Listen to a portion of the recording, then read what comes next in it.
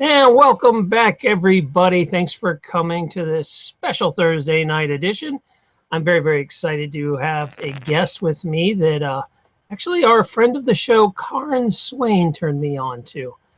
So we talk with a lot of interesting guests here. And one of the more interesting things is that we get people from all walks of life.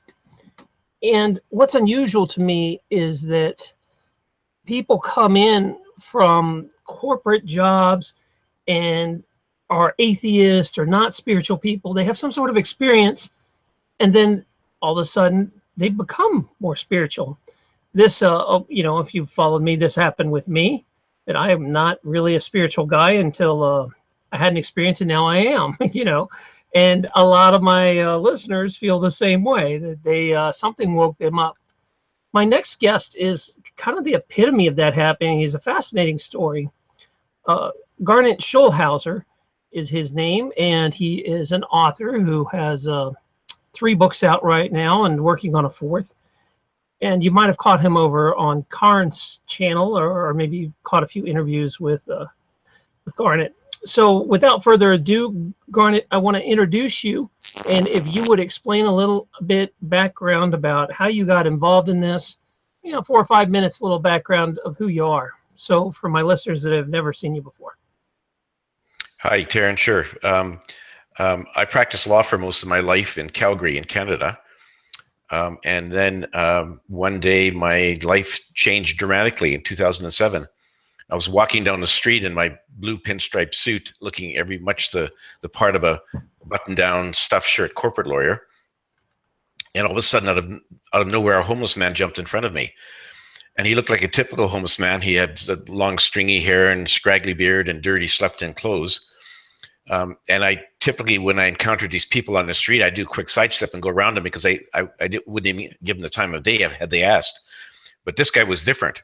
He had these amazing, dazzling, sparkling blue eyes that shone like 2 little blue stars. And his gaze was doing 2 things to me. The first of all, I felt like he was penetrating, looking deep right into the depths of my soul, and that he knew everything about me. I just sensed this. And I sensed that he knew my deepest and darkest secrets, my fears and anxieties, my hopes and aspirations, which was very strange because I'd never met this man before. But I didn't feel violated because at the same time, his gaze was sending me this wave of pure, unconditional love that was infusing my whole body with an amazing sense of peace and security and well-being. So I stood there like a deer caught in the headlights, just basking in the glow from this man. And then after a time, I'm not sure how long it was, he broke the spell by saying, "Why are you here?" And then he promptly disappeared into a nearby store. So when I collected my wits finally, I went into the store to find an exit. He hadn't come out, but he wasn't in the store anywhere. I walked back out of the street, walked several blocks trying to spot him, but he had disappeared into thin air. So I resolved that the very next day I would come back and try to find him. So next day, same time, same street, I walked up and down hoping to spot this homeless man. And after about 15 minutes, when I was about to give up, I finally spotted him sitting on a bench. So I went up to him and I said, "Who are you and why did you stop me the other day?" "A soul just like you. I'm here to answer your questions and help you on your journey." And then my skeptical lawyer brain kicked in. And I said, "Why do you think you can help me when you can't even help yourself? Because you look like you've been sleeping on the street for weeks and you smell like a dead fish." Well, he just gave me a big smile. He said, "Looks can be deceiving because you look like you're very..."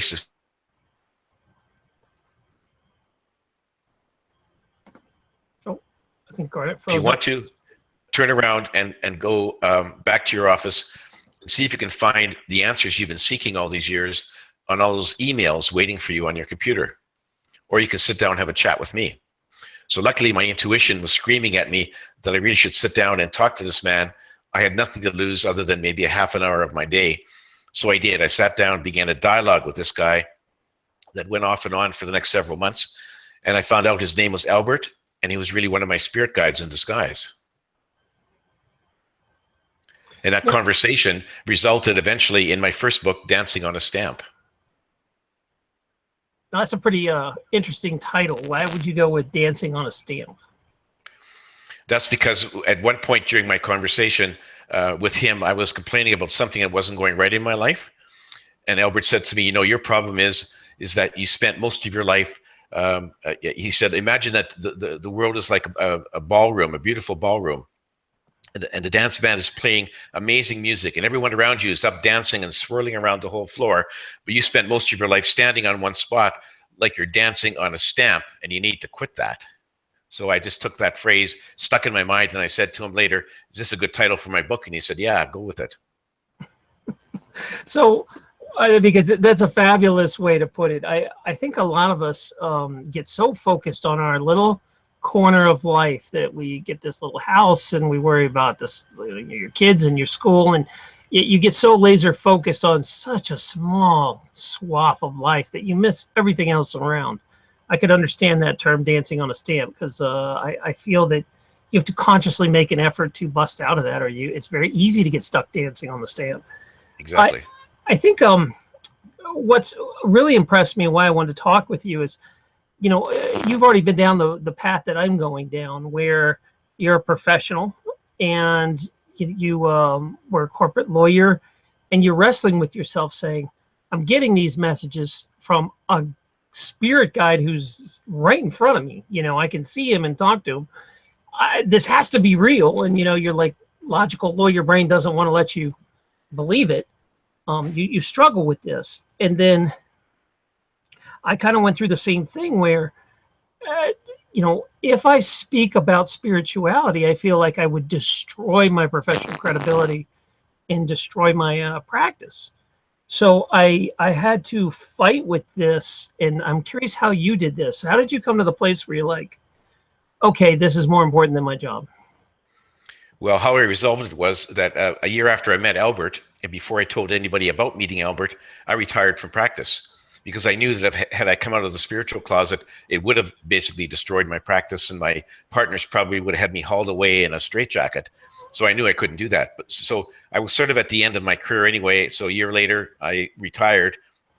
Then I wrote the manuscript. And even then, after I finished the manuscript, I still struggled with the idea of should I have it published or just throw it in the drawer and lock it and hide it forever. Because I knew I'd lose a lot of friends, a lot of my partners, colleagues, clients would think that I had gone crazy, lost my mind. I was concerned about that. But after a while, I just said, well, the heck with it. Let the chips fall where they may. I'm gonna publish this and see what happens. And sure enough, a lot of my former partners and colleagues have shunned me, and they don't think that I've gone crazy, but they don't say that to my face. But I've made a lot of other very interesting new friends, new people who are spiritually aware. So on balance, it's been a very positive experience. Yeah, the universe gets rid of some people and gives you new cool friends. I found a lot of great people and support. Now, as far as, I'm still practicing a little bit here and there. So it's pretty much I have to find a kind of patient that would accept this. There's a few out there, but I get why you probably would retire before you came openly public about this stuff. It's got to be a tough position. And I know some of our viewers are in the same boat. It's like they listen, they're going through a huge transformation, but where do they talk about it without ruining their job or ruining their life? And it's a decision made out of fear. You got to step up and not let that fear, because as Garnet was saying, yeah, people left in his life, but good things happened in this place, right? Exactly. Yeah. So on balance, it was a very positive experience. And it's not everyone in my past life that sort of shunned me. There were a lot of people who actually sent me emails saying, good for you to have the courage to write the book and publish it. So it wasn't everyone. It was just some of them. And I expected that. So it was no big deal. Some people go and some people come. Now, I'm not a channeler, and but I have had some people come on who are. And I don't think you really describe yourself necessarily as a channeler, because you pretty much get all your information from one guy, right? You don't talk to other people's spirits and guides and stuff. It's full communication with your guide. Am I correct? Yeah, primarily from my spirit guide, Albert. But I do talk to other people because in my second and third and fourth books, I describe a series of astral trips I took with Albert. So the first contact was it was a dialogue. Okay. After that, he appeared in my bedroom one night in astral form and said to me, "Come on, we're just going to go on a few trips because I want you to see what I'm going to show you, write about it, and I want you to talk to some very different entities, very wise souls." And so then we went on some astral trips. So there on the spirit side and other planets, I got to actually speak to other creatures, other entities, other souls who are on the spirit side. So that was also a source of information. All of this is documented in my books, and it was all under Albert's agenda. Like he had a plan in mind, never told me what it was, and he would just show up and say, "Okay, here we go," and I just follow. So what kind of lessons is he, what are the really important things he's trying to push down for you to share with us? Well, there's a whole lot of them. I mean, the first book basically deals with the basic eternal questions of life that we all ask. You know, like, who are we? Well, he said, well, we're all eternal souls. We came from the spirit side, which is our true home. And we came here to incarnate, to learn and face challenges so we can grow and evolve as souls. So it's our choice to come here. Nobody made us come. And he said that contrary to what a lot of people are taught by organized religions, and I was raised as a Roman Catholic, he said that God or the source does not make rules for us to follow, does not manipulate events on earth. And when we die, God does not judge us or punish us. And so there is no hell, there is no devil. We all go back to the spirit side from whence we came before we incarnated, no matter what we did. And so it's really a cycle of incarnation, and we choose the life we're going to live. Like before we are incarnated, we prepare a life plan. In that, we set out the significant details of what's coming in our lives. Things like, the identity of our parents and siblings, the place we're going to be born, first language we're going to learn, things like that, and then other sort of major milestones that we hope to hit through our lives so we can face the challenges that we need to overcome. But once we're born, we forget that we had a life plan, we forget where we came from, and we have free will to take actions and make decisions. And so that means a lot of the times we're off course from the course that we had planned for ourselves. And so it's really a sort of like we have to flounder a bit blindly here on Earth because we don't have the memories that we would need to sort of know exactly where we're supposed to be going. That's one of the big challenges for having life on Earth. That's why it's one of the toughest schools in the universe. Yeah, people will always say, why would you choose to have all these horrible things happen? Why would you come in as a war orphan or a child with leukemia or something like that? And if you realize that when you die and you go back to source, you're just experiencing that some people say, I have a lesson to learn as a sick child, right? That's exactly. And you see, and Albert says, when you're on the spirit side and you're looking at planning a life, an 80-year life on Earth is just like a blink of an eye on the spirit side. So it's sort of like, okay, I have some lessons to learn. I'm going to plan this life. It may be horrible when I'm here, but it's very short-lived. And before I know it, I'm back on the spirit side, which is a very beautiful place. So it's just a challenge, a very short-term challenge. And we do it freely and we do it to evolve. Yeah, one of the things I'm curious on is why we're even allowed to know knowledge from the other side. Like, why is Albert sharing this? Won't it screw up the lessons you're trying to learn? Because we come in and we're supposed to have our memories blanked, but then we're talking with our spirit guides and stuff, and they're letting us in on some of how it works on the other side. So it confuses me. I'm not sure why they do it. Well, it's because they're not giving us details of what's in our life plans. Albert doesn't tell me what's in my life plan. He just tells me that I have one, and that I prepared it, and I freely chose to come here. That's to help me understand sort of the meaning of my journey on Earth. If I sort of realize that, okay, when things happen to me, particularly bad things, then there's a lesson to be learned. I have to sort of have the right attitude, react to it properly, and realize that it's not the end of the world because I'm not here forever. I'm going to go back to the spirit side. That makes it a bit easier for me to deal with the challenges on Earth. And so he gives me the framework about the cycle of reincarnation. Does not tell me what's in my life plan or in anybody else's life plan. So I don't have the details. I just have the general framework. Now, some people think that this whole karmic wheel is ending, that there's a new Earth evolving. This is the last time around. Where does Albert come down on that? Does he feel that we're going to keep going back in, or is this the last round? Well, yeah, no, I mean, we're not anywhere near the end. I mean, eventually we can all, if we raise our vibrations and expand our consciousness, we can move up to the new Earth, which exists right now contemporaneously with our current Earth.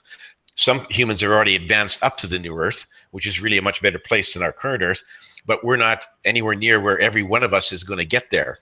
And the way we have to get there is by fully embracing love and compassion and discarding our negative emotions like fear, anger, hate, greed, and all the other things that cause all the violence and conflicts on our planet.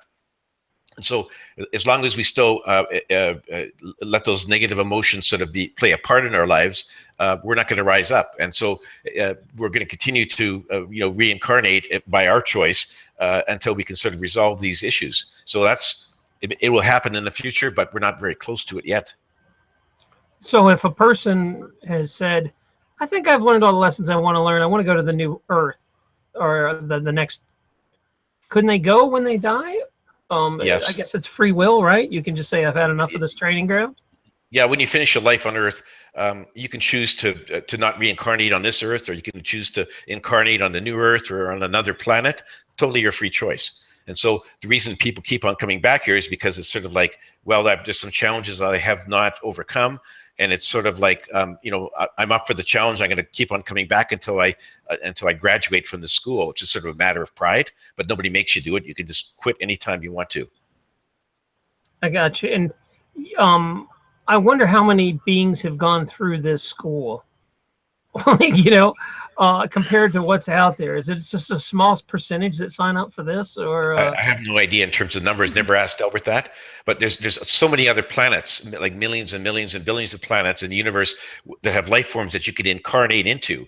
And so people just, they can choose whatever they want. And Earth is a tough school. So there's a good chance that you may have incarnated somewhere else before you came here, because you start with the easier ones and then you move up to the tougher ones. So this is a tough school. So you've probably been around, you just don't remember them. And when you get back to the spirit side, you can check out all the other lives you've ever lived in the Akashic records.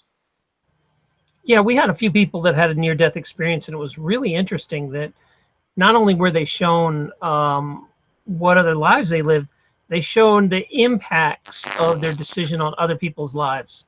Like, oh, you said to this person when you were 14 this thing, and look what happened. So you see like all the timelines play out too, which is pretty interesting. That happens to all of us when we die.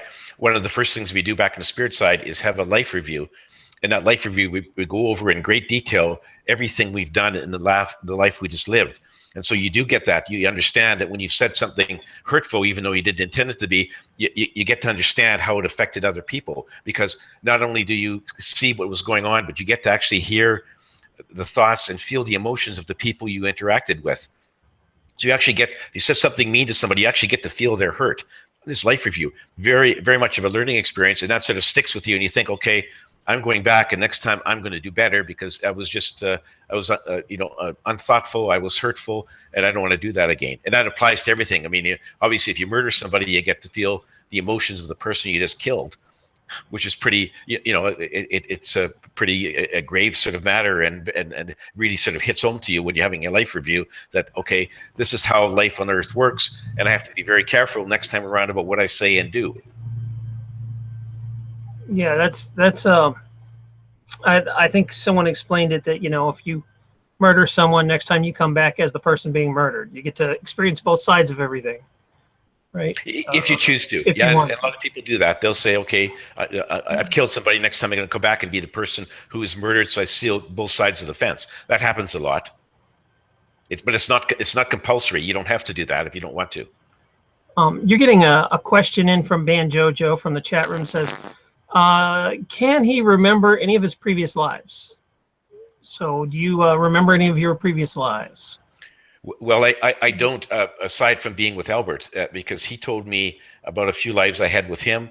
And then he took me to the Akashic records on one of my trips to the spirit side, where he showed me brief glimpses of several lives. And I got to view those, but that was it.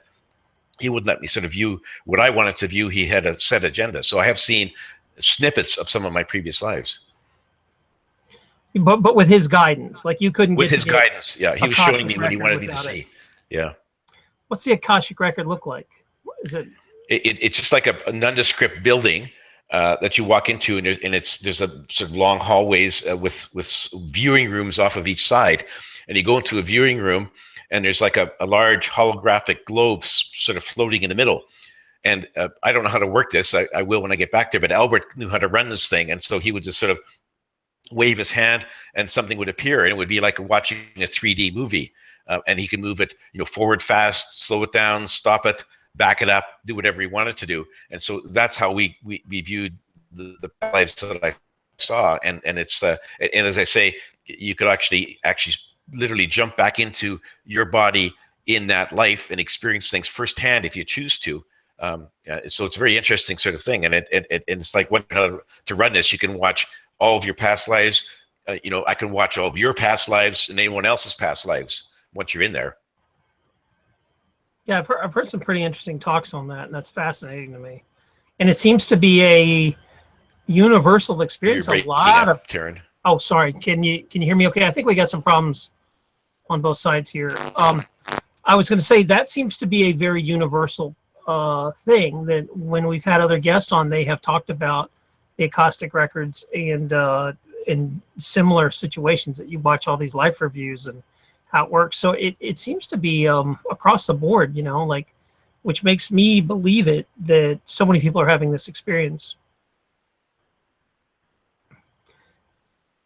Are you still there? Did I lose him? Garnet, can you guys hear me in chat? Give me some feedback here. I think Garnet froze. Anybody there? Garnet, you there, buddy? I think he froze out. Did I freeze? Can you guys hear me? Hello?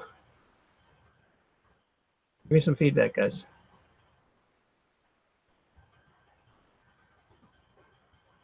Okay, so they can hear me. It must be Garnet's end that had a problem. I'll just keep talking until he comes back. Hopefully he comes back in here in a sec. Maybe I need to bounce him out and bring him back in. So, well, this is an interesting talk, because there are people, like I said, we've had Penny on here that had a near-death experience, and she explained the same thing. And a lot of people are experiencing this life review thing when they die. And also, a lot of people on here have spirit guides. So that kind of takes me on, what do you guys believe? Do you really think spirit guides are real? Like, are you getting help from above to make sure that you don't get too lost down here? You got some buddies over there that want to help you out. And a lot of people feel they have spirit guides. I definitely have felt it. Unfortunately, I don't get to, I've never had an experience like Garnet where somebody's actually there, and you can see them in black and white and they talk to you. It's much more different for me. It's a more of a visual sort of meditation. Like, it's almost like I hear voices, but not so. It's like voices and pictures at the same time. It's like watching a TV show, sort of, but it's not always voices. It's strange. I'm looking at the comments here, and they think, yeah, we all have guides. Some people just never talk to them. I do believe that your guides want to talk to you and help you out. That it is a tough road down here without a little bit of help. But then there's some people that have never had any guides at all. So, by the way, Dana and Burma, I sent you guys an email. If you want to jump on now, we're good to go. Let's see if our main guest here, Garnet, disappeared. Hopefully he can figure out how to come back in. So Garnet, if you're watching this, please come back in. And all right, let me take some questions from you guys while we got a spot here. Yeah, Burma, jump in here and help me out on guides, because I do have guides, but I saw them as animals at first, because I didn't, years ago, I didn't believe any of this stuff. And I had a shaman, friend of mine, who was trying to help me when I was in a bad place. And I was really broken and upset, and things were not good. And one of the things that came to me was an animal guide. In meditation, I kept seeing the same animal over and over. It was a turkey. I kept seeing this turkey over and over. And I'm like, what the hell? You know, everybody gets these cool spirit guides like dragons and phoenixes and unicorns, and I've got like a turkey. But it was really interesting because the turkey, like you can actually close your eyes and feel it. Like, I don't know if you have ever had a bird where you can feel that soft, warm feather feeling, and that was legit. And then later on, I got bit by a spider, and I thought it sent me a message. So, like, yeah, jive turkey, that's right. So I thought it was a message that the spider bit me, and I started seeing spiders whenever something major was going to happen in my life. So let's see. I'm trying to see if he can get in here. Ah, Burma's here at least. Come hang out with me, Burma. You're in. So Burma, do you have? And I think everybody sees stuff differently. Oh, Garnet can't hear me. Garnet, tell him to refresh. Burma, can you hear me? I can hear you. Why don't you talk for a minute about guides? Because I think it's different for everybody. Yeah, mine. I think we all have guides too, but I think sometimes we have a hard time seeing them. I definitely do not see mine, although I think mine come through when I'm dreaming. I think that's the one that was telling me about energy is everything, but I think we have to be open enough to be able to hear them. I think sometimes it's a second voice that's in your head. You think it's you, but it's really not. It's really something else, right? Yeah, and I mean, do you actually have conversations with them outright? No. I'd like to be able to hear them. I'd like to be able to see them. If a person could explain how to do that, I would be totally on board, right? To try. Yeah, Dana, you're in 2 right now. If you want to, Hey, Dana, come on and give us your opinion on this, because I can hear them in my mind, kind of like as if you were to sit and pretend. At first, I was just pretending, like I guess maybe I thought I was pretending or something, but then it started getting real, that I would see them in real life. I would see turkeys and spiders everywhere, and I was like, what the hell's going on? Mine's a blackbird. Oh, a crow? Or you mean? Yeah, a crow or something like that. I see them all the time. All the time. What about a red-winged blackbird? Did they count? I don't know. Maybe they do. Dana, is she in, or is she still getting set up? Hi, can you hear me? I can hear you. What's happening, girl? I don't know. I'm not much. I can't get my camera to work. Something's going on with the technology tonight. We're all allowed to see you. What's going on here? Let's see. I'm hoping my main guest figures out how to come back in and out. I'm going to try and come back in, okay? Yeah, just go ahead. It seems to be YouTube love tonight. Sending you some love. YouTube is sending us love. So I do feel that I did not see a guide until I was 35.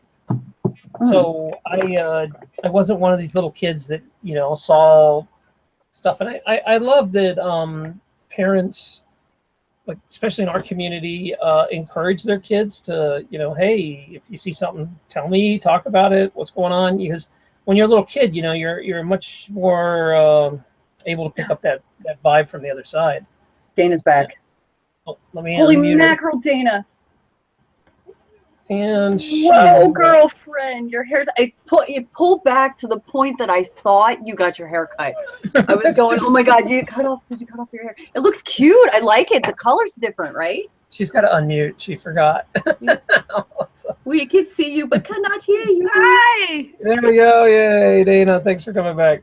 Not a problem. I love the conversation tonight. This is awesome. He was a really cool guest. I'm bumming that he can't figure out how to get back in here. I'm gonna go try to solve that while you guys talk about spirit guides. So give me a minute to. Dana, when did you start seeing yours? Sounds good. Oh, I can remember seeing things since I was a little kid, and I know we were talking about spirit guides in between trying to get connected here. I used to see a gorilla all the time. And this big gorilla would come into the living room, and I would stand there, and I'd sit on my bed, and I'd look at it, and I'd be thinking, oh, and this gorilla would smile at me. It was quite cute. But I realized it was my spirit guide later on in life. So, yeah. No, I've seen things since I was a little kid, but I wouldn't necessarily contribute them to spirit guides. Like one was a guy that used to stand up, you know, ghosts basically. You could see through him.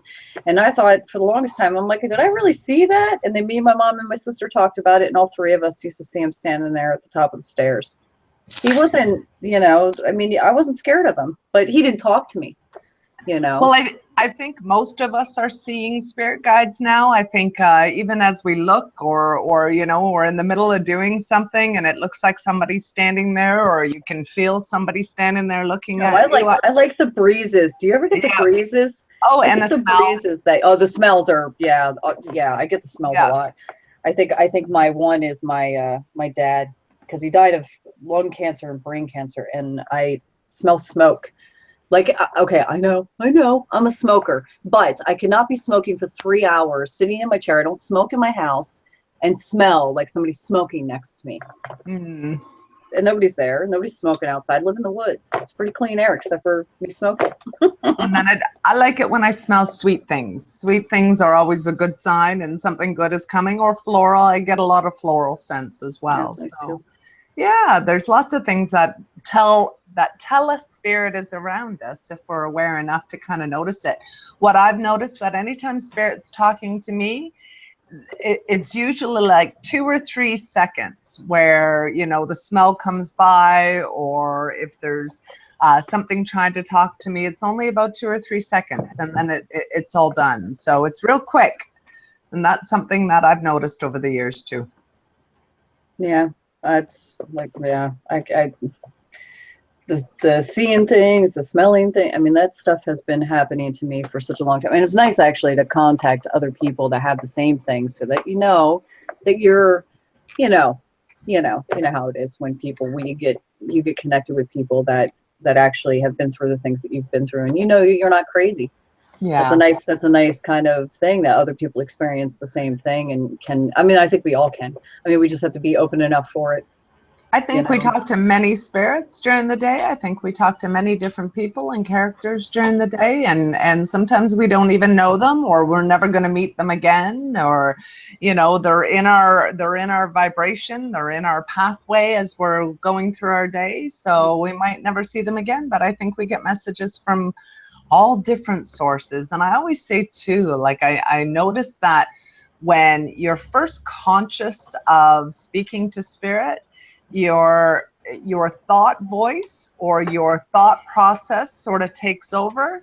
But then once you start understanding the connection between spirit and your own consciousness or your own thought, you start hearing other people's voices. You start hearing like male voices or people with accents, or, you know, what have you. And if I think that if it didn't start with you, like in your own thought voice and getting your visions through however your brain processes the vision, I think that if you started hearing voices of other people in your mind, I think that's schizophrenia. I think that's sort of what schizophrenia is to me. So I don't know. Thoughts? Do you have any thoughts on that? What about you, Taryn? Are you listening? I'm still trying to help the guest get back in. For some reason he can't get in. Yeah, the thing about this is, I do believe that some people who have madness are living in a little over here and a little over there. I don't necessarily think madness is complete brain destruction. I do feel like it is, or here's what I think. We've had this talk a little before, that, you know, our brains are like computer monitors that they get a whole bunch of digital data and then they decide what you're going to see.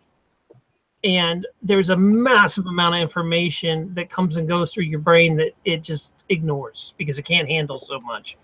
And I believe that when your circuitry starts melting and breaking down with like brain damage or something, that those filters get turned off and you start seeing the other side as if it were real.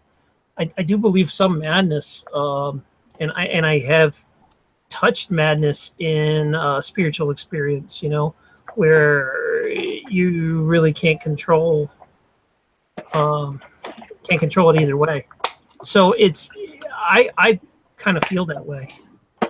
Well, I don't know. I think that there's a fine line between communication and schizophrenia, or I hear voices, but there's also another factor to that too. There's something called subpersonalities, where when you're doing certain activities, you take on that persona, and that's a subpersonality. So when you go to work and you kind of got to turn on and get ready for work, I think we have these subpersonalities that also somehow communicate with each other in some way as well. And maybe I think that has something to do with the ego too. So we have to be able to distinguish whether or not we're talking to ourselves, whether or not we're talking to spirit, outside sources, the matrix data. It can get a little confusing and a little overwhelming. And I think it's really important to stay grounded when you're doing this, because if you're not, and you always want to make sure the information that's coming in is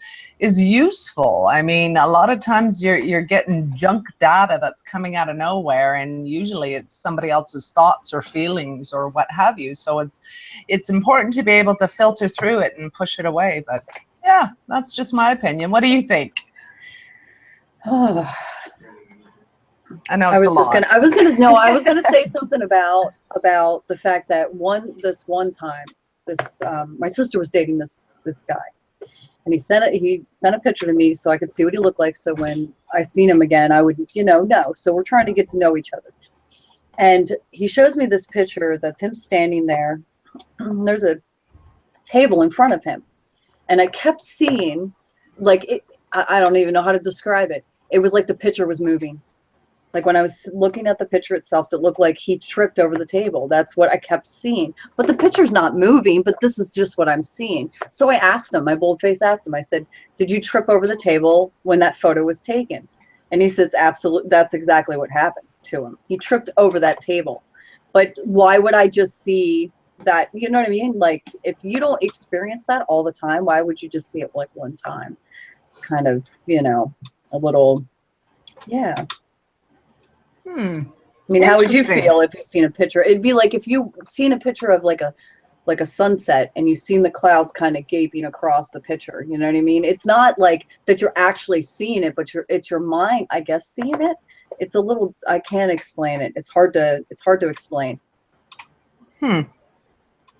Well, I know I had a friend who had a picture of her mother, and she said the picture kept changing. I don't know. Has anybody else had that experience? Like, she would look at it and the picture would just keep changing, where her smile would change, and it'd be very, very slightly. And she thought she was losing her mind. So I don't know if the pictures are actually as static as they appear to be. But and I noticed things can morph, and I don't know if that's the Mandela effect as well. So yeah. Oh yeah, I have no idea. I mean, I just know that I experienced that. Oh God, I might have been 30, right? A picture changing? No, just the movement of that, telling that guy, seeing that photograph move. I've only experienced it one time. But the guy was not a good guy. And same guy, me and my mom had dreams close to the same meaning of this gentleman. And we both had to tell her because something was going on. Well, we found out he wasn't a very good man at all. Like, not good at all. I think if it would have stayed, he probably would have hurt her. So it's kind of weird how, me and my mom's dreams linked up. Look at Dana. But in any case, yeah. I mean, it was all about the same guy, though. That's very interesting. Very, very interesting. I know it's funny how things happen and what we perceive they are and then what they actually are. I don't know. I don't know. Where's our guest, Taryn? What's going on with the computer tonight? I don't know. Well, all right. My guess is that some reason his Google account is not allowed back on the feed. And so I'm trying to get him to use a different Google account to come in and see if he can come in. Hopefully he has a second one. Most people have a throwaway account. So some reason I think it feels like I threw him out and it's not letting him back in, which is, I've never had that happen before. So, or maybe he's just having major issues on his end. I don't know. So Burma, I cut. You guys got in Sorry. okay. No, I'm just saying you guys got in okay, so I know it's not my end. Yeah. So Yeah, anyway, go ahead. I'm gonna keep trying, guys, but if not, let's just keep going with this topic, because I do find a lot of people want to know. Okay, I hear this over and over. I would love to have spirit guides. How do I talk to them, or how do I get started listening to them?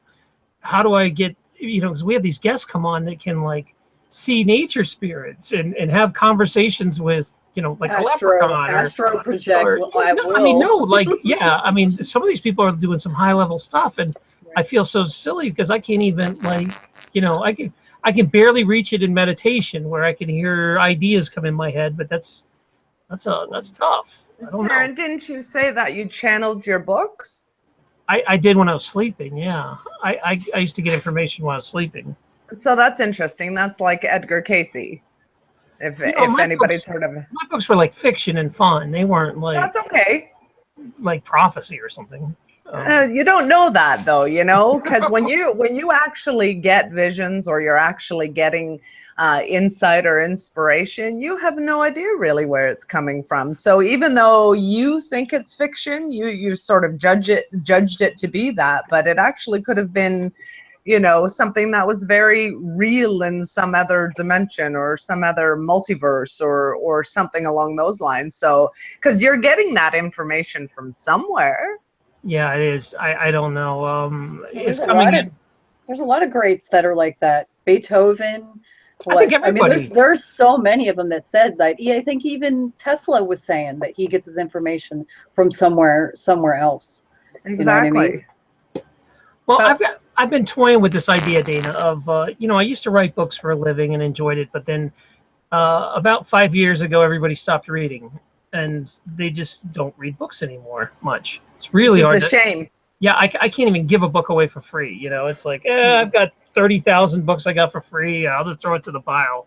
I'll get to it one day. I mean, nobody reads. So I really kind of want to write this book that I'm thinking about this, because a lot of people ask me, what's your opinion of what's going on? What's your experience? And I've been kind of shy to really talk about it. And I thought maybe if I write a little book on it, just a small, brief book, but I don't think, I don't know if it's worth the time and effort.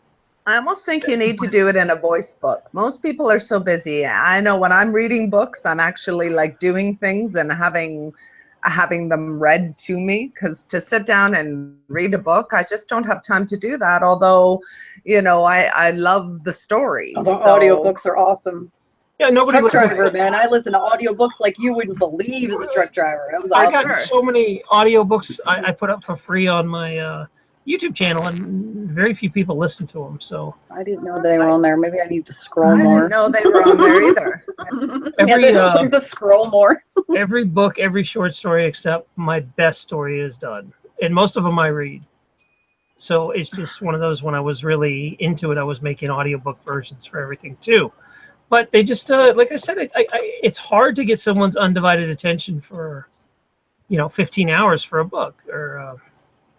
Well, I can tell you, Celestine Prophecy, I read it in 2 days, and I didn't even leave the couch. So when you get captivated by something, it can keep you reading. So it just has to be a good story. And actually, the Celestine Prophecy was supposed to be fictional and an adventure, but it ended up feeling a lot like energy and how energy works and how we meet up with people and the synchronicities of life. It's an excellent story. So, but it was written in the 70s, I believe. I don't know. Has anybody read it? I don't even know what you're talking about. No, I never have not. Some of the people at Peggy says it's awesome. It is awesome. It's a great story. Well, what does a chat room feel like? When's the last time you guys actually bought a book? I bought Dan Brown's 2 books. I bought his 3rd one too. Dan Brown captivated me. Did you only buy the audio, or did you actually read it? No, I read them. I read the books, except for the last one. I haven't read that one yet. I've been too busy to read that one. But and then I listened to the audios, and then I got the movies because I enjoyed them so much. I loved them all. They were awesome. He's a page turner, and I'm not a reader, so. A page turner, I like that. No, he's a page turner, all right. Yeah, I'm not a big reader. I mean, I love reading like not a novel person. You know what I mean? Stories kind of things, unless Yeah, it's I would based in do. true life. I went back and forth. I used to only read nonfiction, and then I liked some fiction, but when I was writing fiction, I felt like if I read it, it would influence me, and I'd be ending up just copying other people's styles instead of having my own. So I purposely avoided reading other people's stuff the best I could, because I didn't want to pick up their style. That makes sense. People tell me to write a book, but I don't know how to write. I'm not a great writer, so I don't think I have You a should big enough. maybe voice it and then have somebody else write it. Yeah, maybe have a ghostwriter. Is that what they're called? Yeah, something ghostwriter. like that. Yeah, They're not 'Cause if that you- expensive now. No. Huh. I tell you this, I'm an excellent writer, but I suck at editing and my grammar. So like without an editor, it's a nightmare. So finding a good editor is really tough. Like I have not found a good editor before.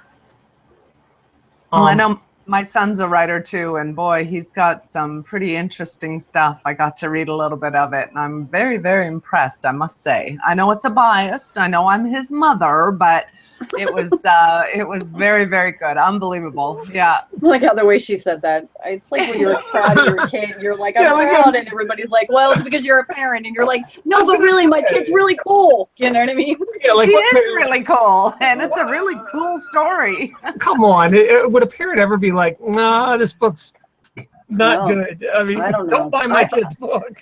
I've met some parents who haven't liked their children, so I mean, they're out there. You know. Come on now, really? Oh, that's funny.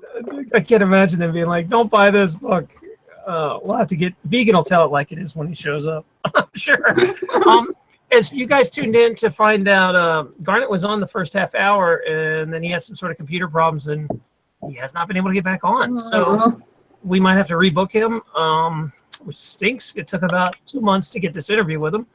So hopefully I can get him again, and we can finish the story. But his story is really fascinating. I mean, to go from that corporate lifestyle to be like, okay, I'm gonna go talk about this, and I keep going back to this because I feel like a lot of us are in this boat that we want to be able to talk about some really out there taboo topics for a lot of people, and all we can really do is talk about it in our Discord chat or our chat rooms because it's hard. It's tough. I don't talk to any of my like just saying about the picture is like, even me who is pretty open, I still am like pulling back just a little bit because you don't know how people are going to take what you're saying, and you don't want to be looked at like a crazy person.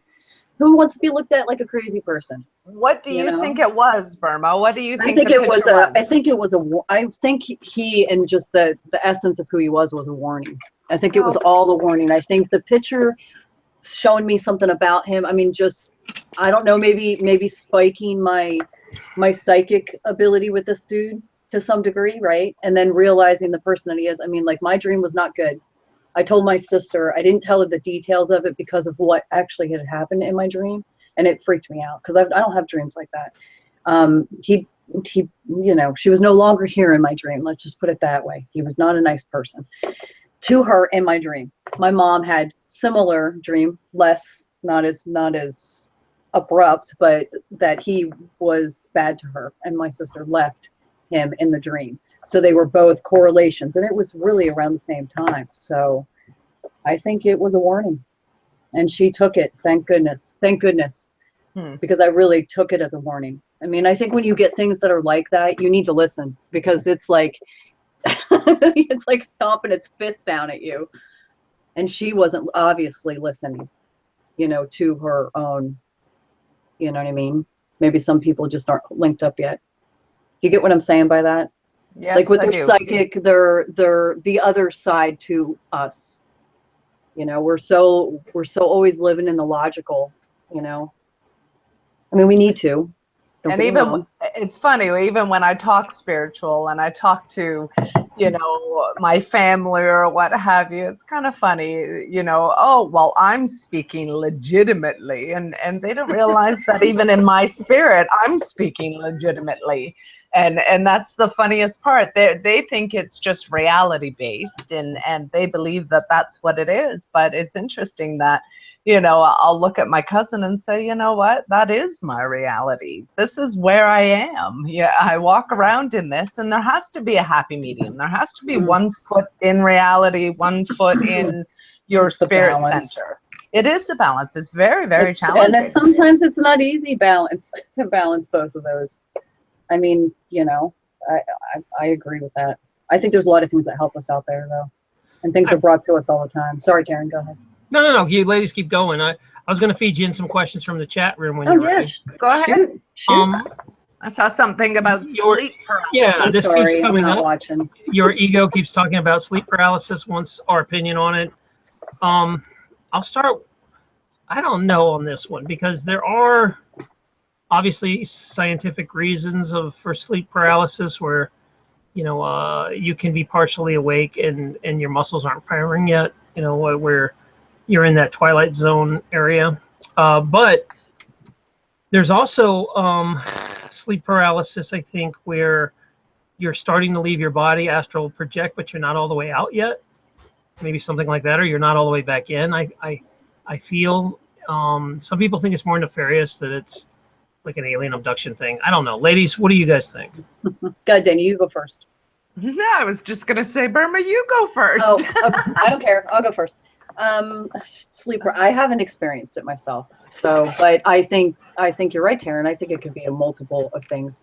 It could be your own brain doing it. I mean, but it just depends on the situation, the person. I think maybe other people are different. Maybe it could be. I don't think it's nefarious. I mean, unless the person really feels that way. But then again, you get these people who, if they're waking up and they can't move, what's the first thing? It's like fear, right? Comes in. And if they don't like stop that fear and push it so that they just can sit in the moment and see what's really going on. I mean, at least that's what I would do if that would happen. I mean, I know that would be a hard thing to do, but that's what I would start with. But I don't know. I mean, that's a hard one. Well, it's never happened to me either. I've never actually had the experience, but I do have a lot of people who come to me with it, and all, you know, that the actual physical part about it is the same, but they all sort of have just slightly different experiences. Some are being attacked, some see things, some are just scared out of their mind. And actually, I did see one person who has them so often that he's actually used to them. And what he would say is that he would actually pull the tether back. So it'd be like his spirit or his soul was off in the universe, and his physical body woke up.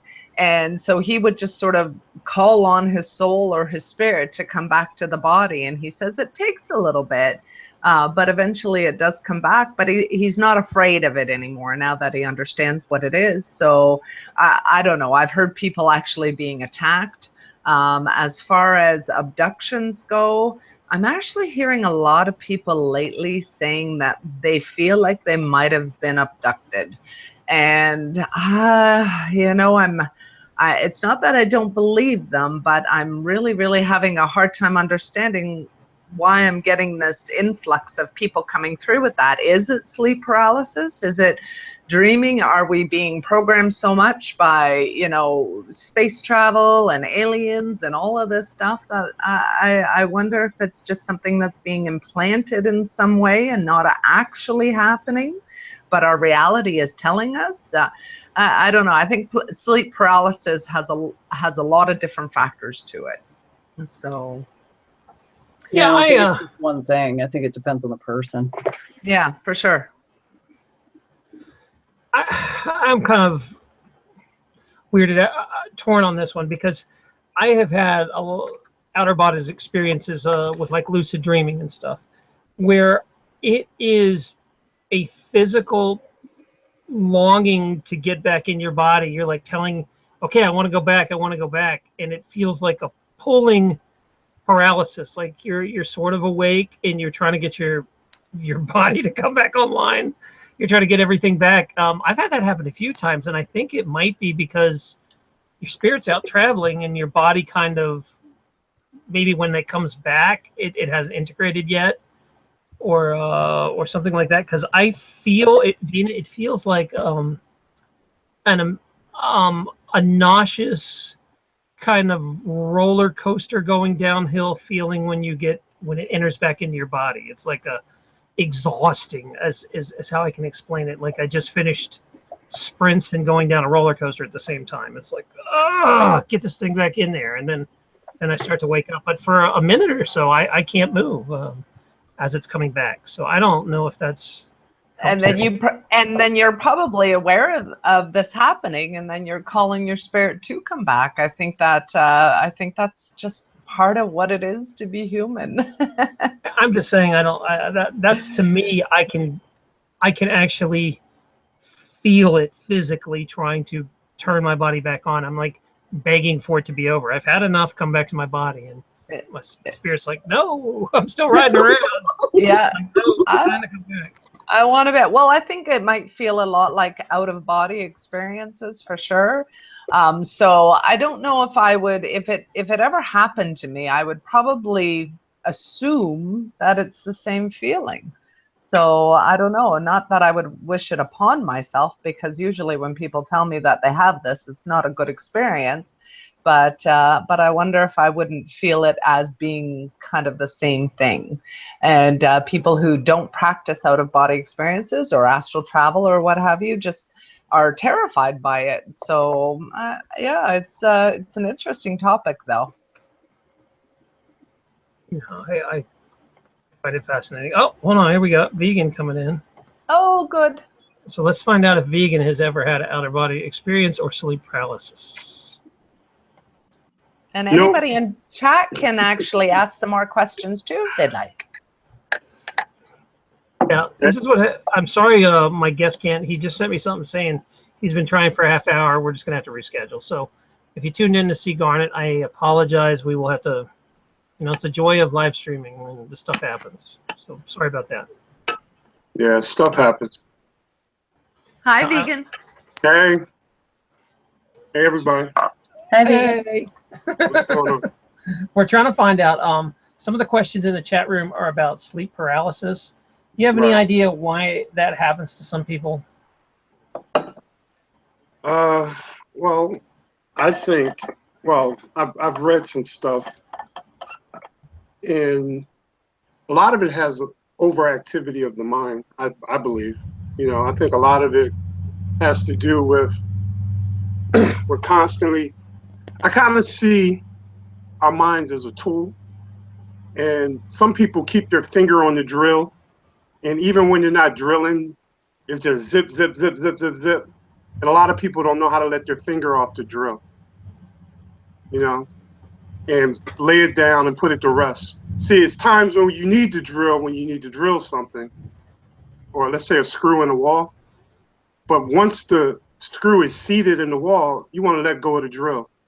I think a lot of people don't know how to let go of the drill, and they just have overactivity of their mind, and then they go to sleep, and that activity is still doing its thing. But in reference to spiritual and spiritualness, I've been looking at that as well. I don't know how much I quite understand it, but I can see how, if you want to look at the ideas of multi-dimensions and things like that, I can see how that plays a part. But again, those are just arenas that I think there's a lot of speculation and not enough knowing. But I think we do know that we do a lot of thinking, a lot of unnecessary thinking, especially when we're awake. And, so that's my general view of it. I mean, I'm not concrete in anything. It's just, that's what I see. They say that we have up to 70,000 thoughts in one day. Exactly. And most of them are not, most of it is nonsense, Just gibberish. Yeah. Have you guys ever reached a point in meditation of pure silence? Or have you ever had a time where your mind will shut up? Oh, yes. You can? I can't do it. I try. Yeah. It's very hard. Yeah, it is. 70,000 thoughts. I'm sitting thinking, how do you get it to stop? How do they do it? I actually have no issue doing it, and I think it's a lot of practice. It takes a lot of practice. But I think Absolutely. once you realize that you have that power to stop your mind from thinking about things, it's easy. You can just bring it to you when you want to. That's just like when people have anxiety issues. The first thing a person should do is just sit down, start doing some deep breathing, and just meditate, because it'll bring them down quick. Help them to bring that level down. If you keep repeating the same word over and over again, and you know, as you inhale or as you exhale, if you have a mantra that you really like, if you keep repeating that over and over again, you'll actually get to the point where you really won't need to repeat the mantra. It'll just automatically become habit. So, and that's when you can get peaceful. Yeah. So you use mantras to get there? Well, I breathe in light and love, and I exhale whatever it is I do not need. So I say these little mantras to myself, and I keep doing it until I get into that space, and then it just kind of all dissipates, and my breathing starts regulating to that, and it's almost like it just keeps repeating it, even though I'm not saying the mantra anymore. So, and that's where the mind can just, you know, go into the colors or go into the void, and it does take a little while to get there. Meditation is never easy, and especially when you're first starting, because mind chatter is always there, no matter what. Even if you're a long time meditator, mind chatter is always there. So, you know, it's all about the practice and the discipline. Yeah, I think it's all about doing it in small increments. You know, you try to do it first for 30 seconds, then you try it for a minute, then you try it for 5 minutes, then you try it for 15, and that's the progression in meditation. I tell people a lot less time than that, vegan, because I notice people's attention spans are very short, especially if they first start out. I say, man, just start out with like 2 minutes, man, to try to quiet that mind for 2 minutes. You know what I mean? Start there and just slowly, gradually come up from there, because then, at least that's how I did it. I mean, I didn't say a mantra. I do now, though. I like to say that. In with the good, out with the bad. In with the good, out with the bad. It's a technique that I use when I'm working out, especially when I'm doing a lot of cardio, stuff like that. I'll say to myself, there is no time. There is no pain. What was that? It's not mine. It is mine at my house, but not mine. Okay. Sorry, go ahead, vegan. Sorry. I say to myself, let's say when I'm on the Stairmaster or something really difficult, I'll say there is no pain, there is no time. There is no pain, there is no time. And I'll keep saying it and saying it and saying it. But for some reason, my mind will focus on that. And when I look up, a bunch of time has went by, and you know, areas where I would feel like I would get weaker or feel where it was getting very difficult, I would have already passed it. By the time I realized it, I've already passed that area that I thought I was gonna fail or have to stop. You know, so I guess that's kind of a mantra, and I'm just convincing myself that, so what, I have 45 minutes left. There is no such thing as time. There's no such thing as time. There is no time. There is no pain. There is no time. There's no pain. And I'm constantly saying that over and over again in my head. And I look up, I'm done. So while I'm concentrating on that, I'm not thinking about anything else. I'm just thinking that there is no such thing as time. There is no pain. There is no time. There is no pain. There is no such thing as time. There is no such thing as time. Right. But it's kind of like I'm reminding myself of it. Yeah. Because we feel that there is. So if you can condition your mind, or to remind yourself that time really isn't there, you can get beyond whatever your obstacle is. And that's what I do every time I work out. And that's important to know too when you're inspired. I mean, if you're waking up in the middle of the night, you're inspired to write your journal or to write things or get up to paint, and it doesn't matter when it is. We're so conditioned and compartmentalized in some way that you know, I have to work from 9 to 5 and I have to eat at 6 o'clock, and you know, but if you just realize that there isn't such a thing as time, it can come back and bite you in the bum too, because you should have some sort of structure. But yeah, it's interesting when you kind of take time out of it. I don't even have any clocks other than the cat clock for my new kitchen, but that's just because it's cute, right? So, but you know, if it doesn't have a battery in it, I don't care. Right. Right. Yeah. I want to even take. Oh, go ahead, Vegan. Keep going. Oh no, I was gonna say a lot of adrenaline junkies, a lot of adrenaline junkies. A lot of it, that a lot of stuff that they're doing it because they're not thinking. Moment. So when you engage in activities where you're caught up in the moment, you're literally not thinking, and it feels so good to some of these people that's why they call it a high, but what they're really doing is they're being more present because there's no room for error. See, when you jump out of an airplane, you're not really thinking. You're just falling. You know, you're in that moment. And a lot of times their minds are clear. And that's why a lot of athletes, they go into a zone and they're playing and they're not really thinking about what they're doing. They're just doing. That's being present. Yeah, could you imagine jumping out of a plane and thinking, did I leave the toaster on? Right. Absolutely. That's probably what, that'd be so funny. I'm sorry. Yeah. Like I used to tell people when I played football that I never, not once, not any game I've ever played from high school to college to a couple years I played in Europe, that I never noticed the crowd in the stands. Unless I was on the sideline and I had, you know, let's say we're beating a team really bad and I turned around and I looked into the crowd. But when I'm engaged in the game, there was nothing else that existed while I was on the field. I was in a zone. Since I was a kid, that's how I played ball, you know.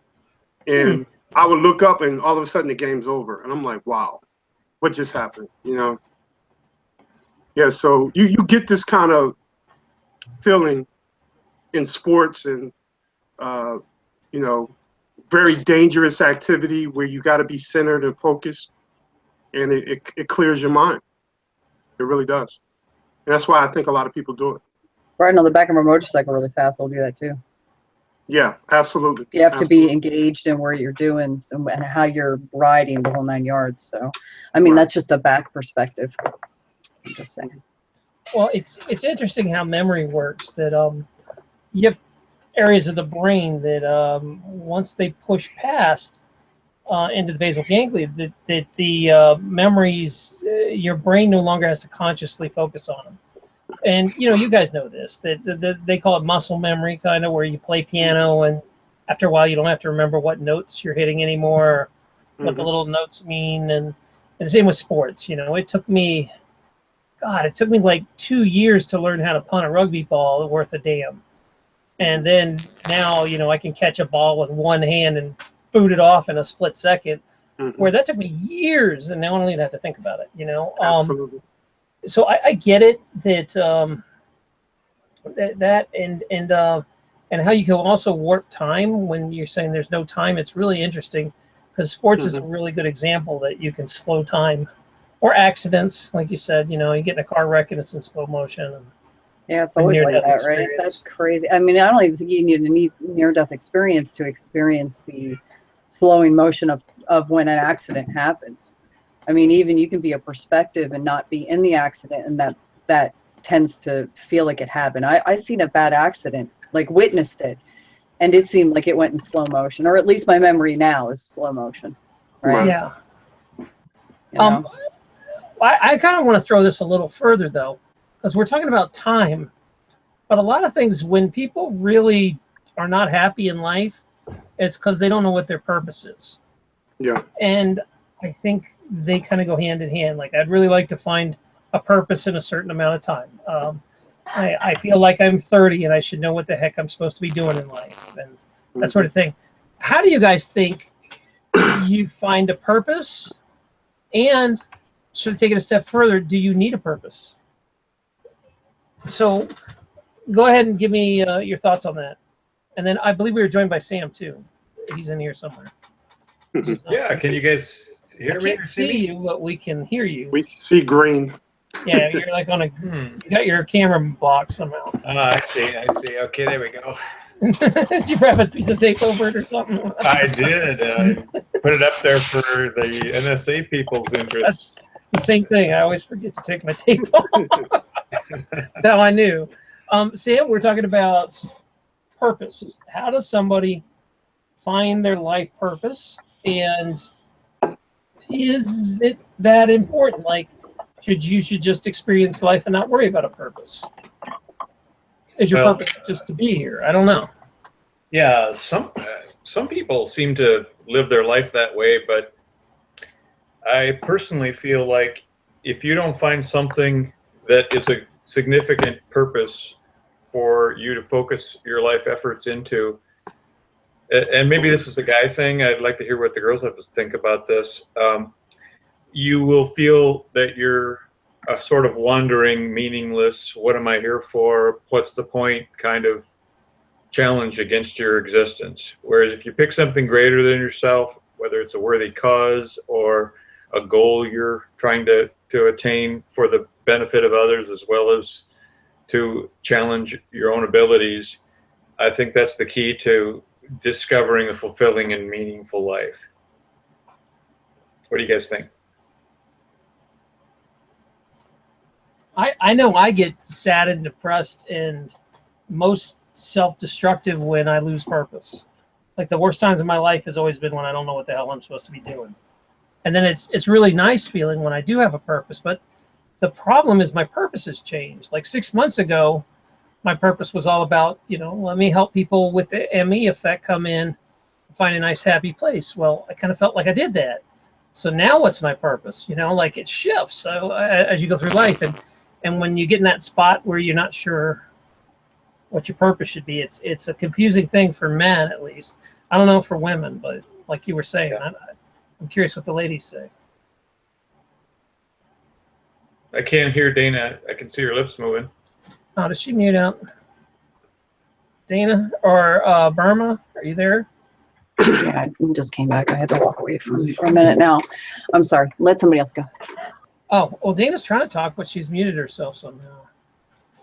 How does this happen in the middle of the show when it was like working and then it's not? What is going on with this show?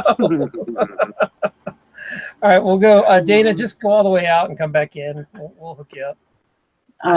Purpose, you said, right? Purpose. Finding. Yeah, basically, we were talking about how for men, when we don't have a purpose, we get depressed. And, well, maybe it's a little stereotypical, but I think most men get depressed without a purpose. But we don't know if it works that way for women.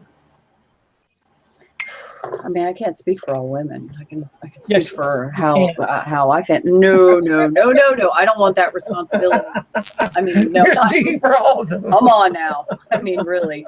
I just know for myself, I think I always kind of knew that I was supposed to be helping people. That's something that innately since I was a little kid. So, but I think some people, you have to go through some things in order to find out what your purpose is. And if you don't follow your path, it can violently shove you in the direction that you're supposed to be going. And maybe not in a nice way.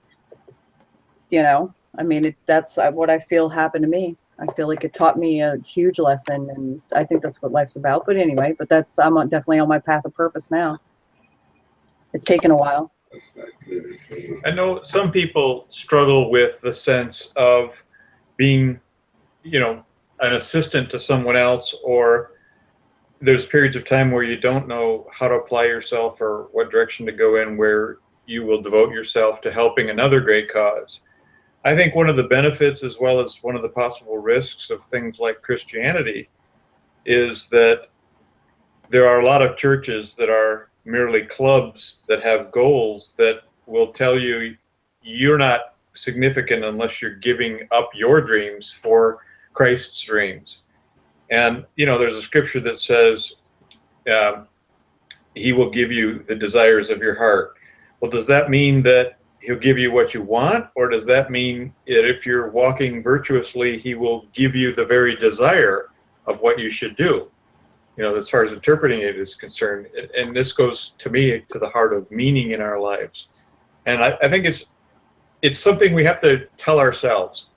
If we decide this goal, this direction is a worthy thing to devote our life energies to, then it is for us.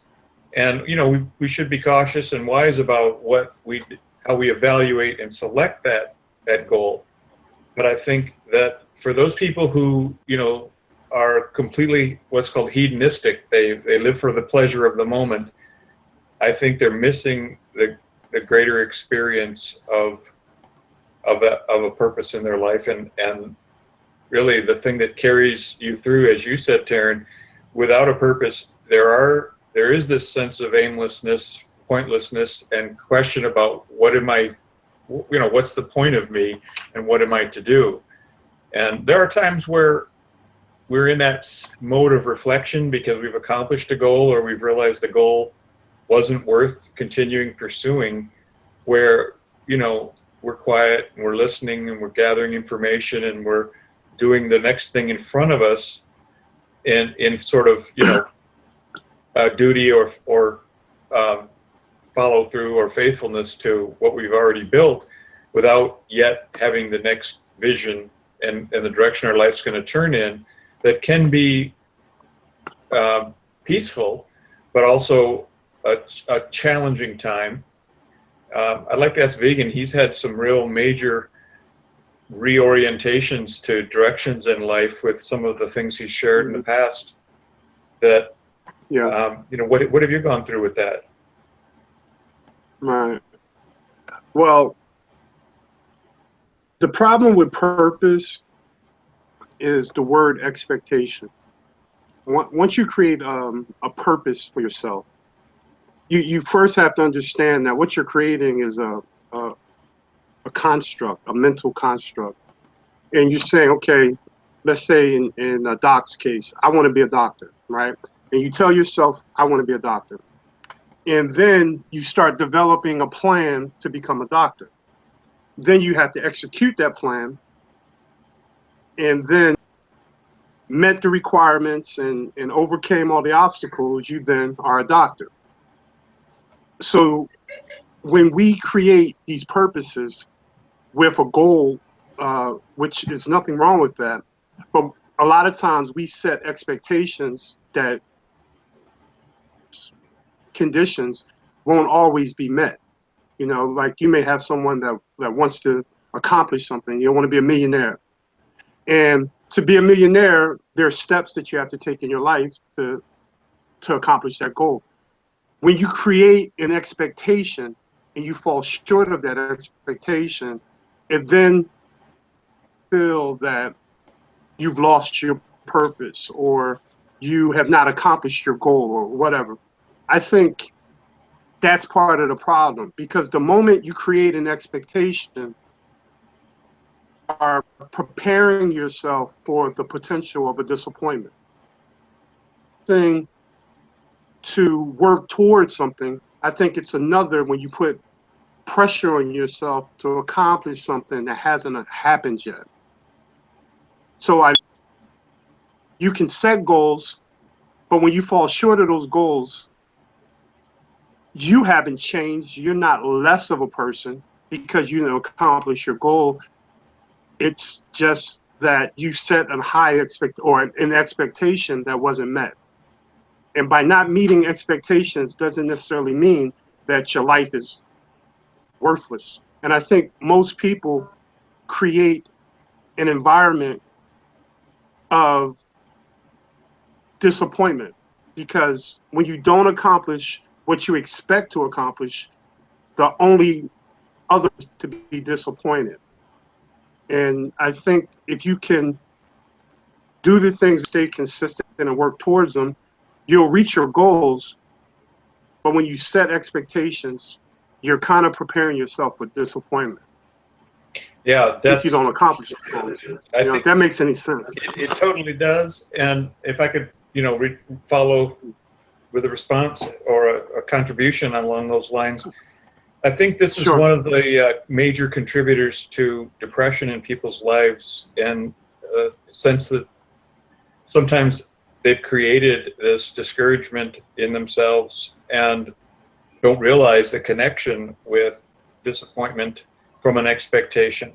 But what's more insidious is that sometimes people are programmed by cultural training as a child, get into adulthood, have, even unaware to themselves, expectations from people in their lives that are unfair to those people and unrealistic. There's one that is commonly referred to in society called the Cinderella syndrome.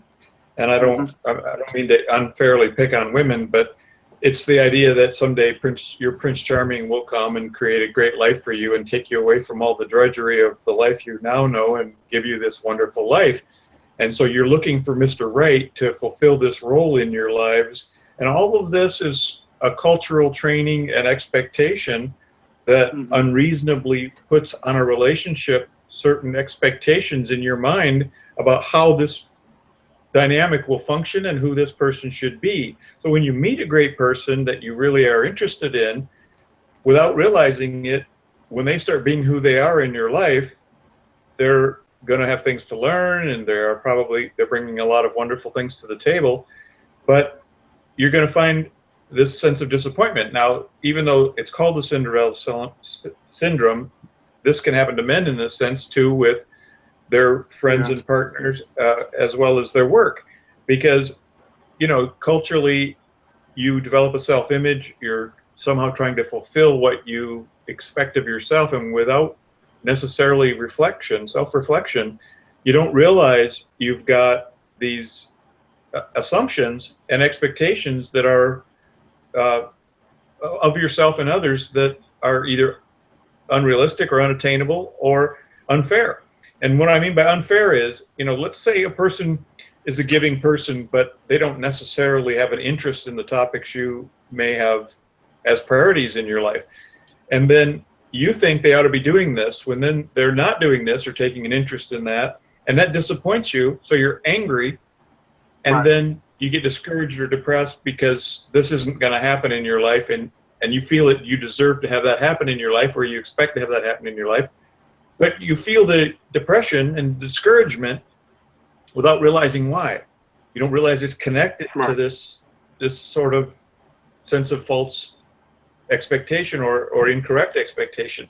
So when you learn to see that that's not fair to other people, that they are the beautiful gift that they are, and we're all on a path of maturity that is incomplete, and sometimes we have areas that we've never considered or addressed, or skills we've never learned, depending on what our family life was like.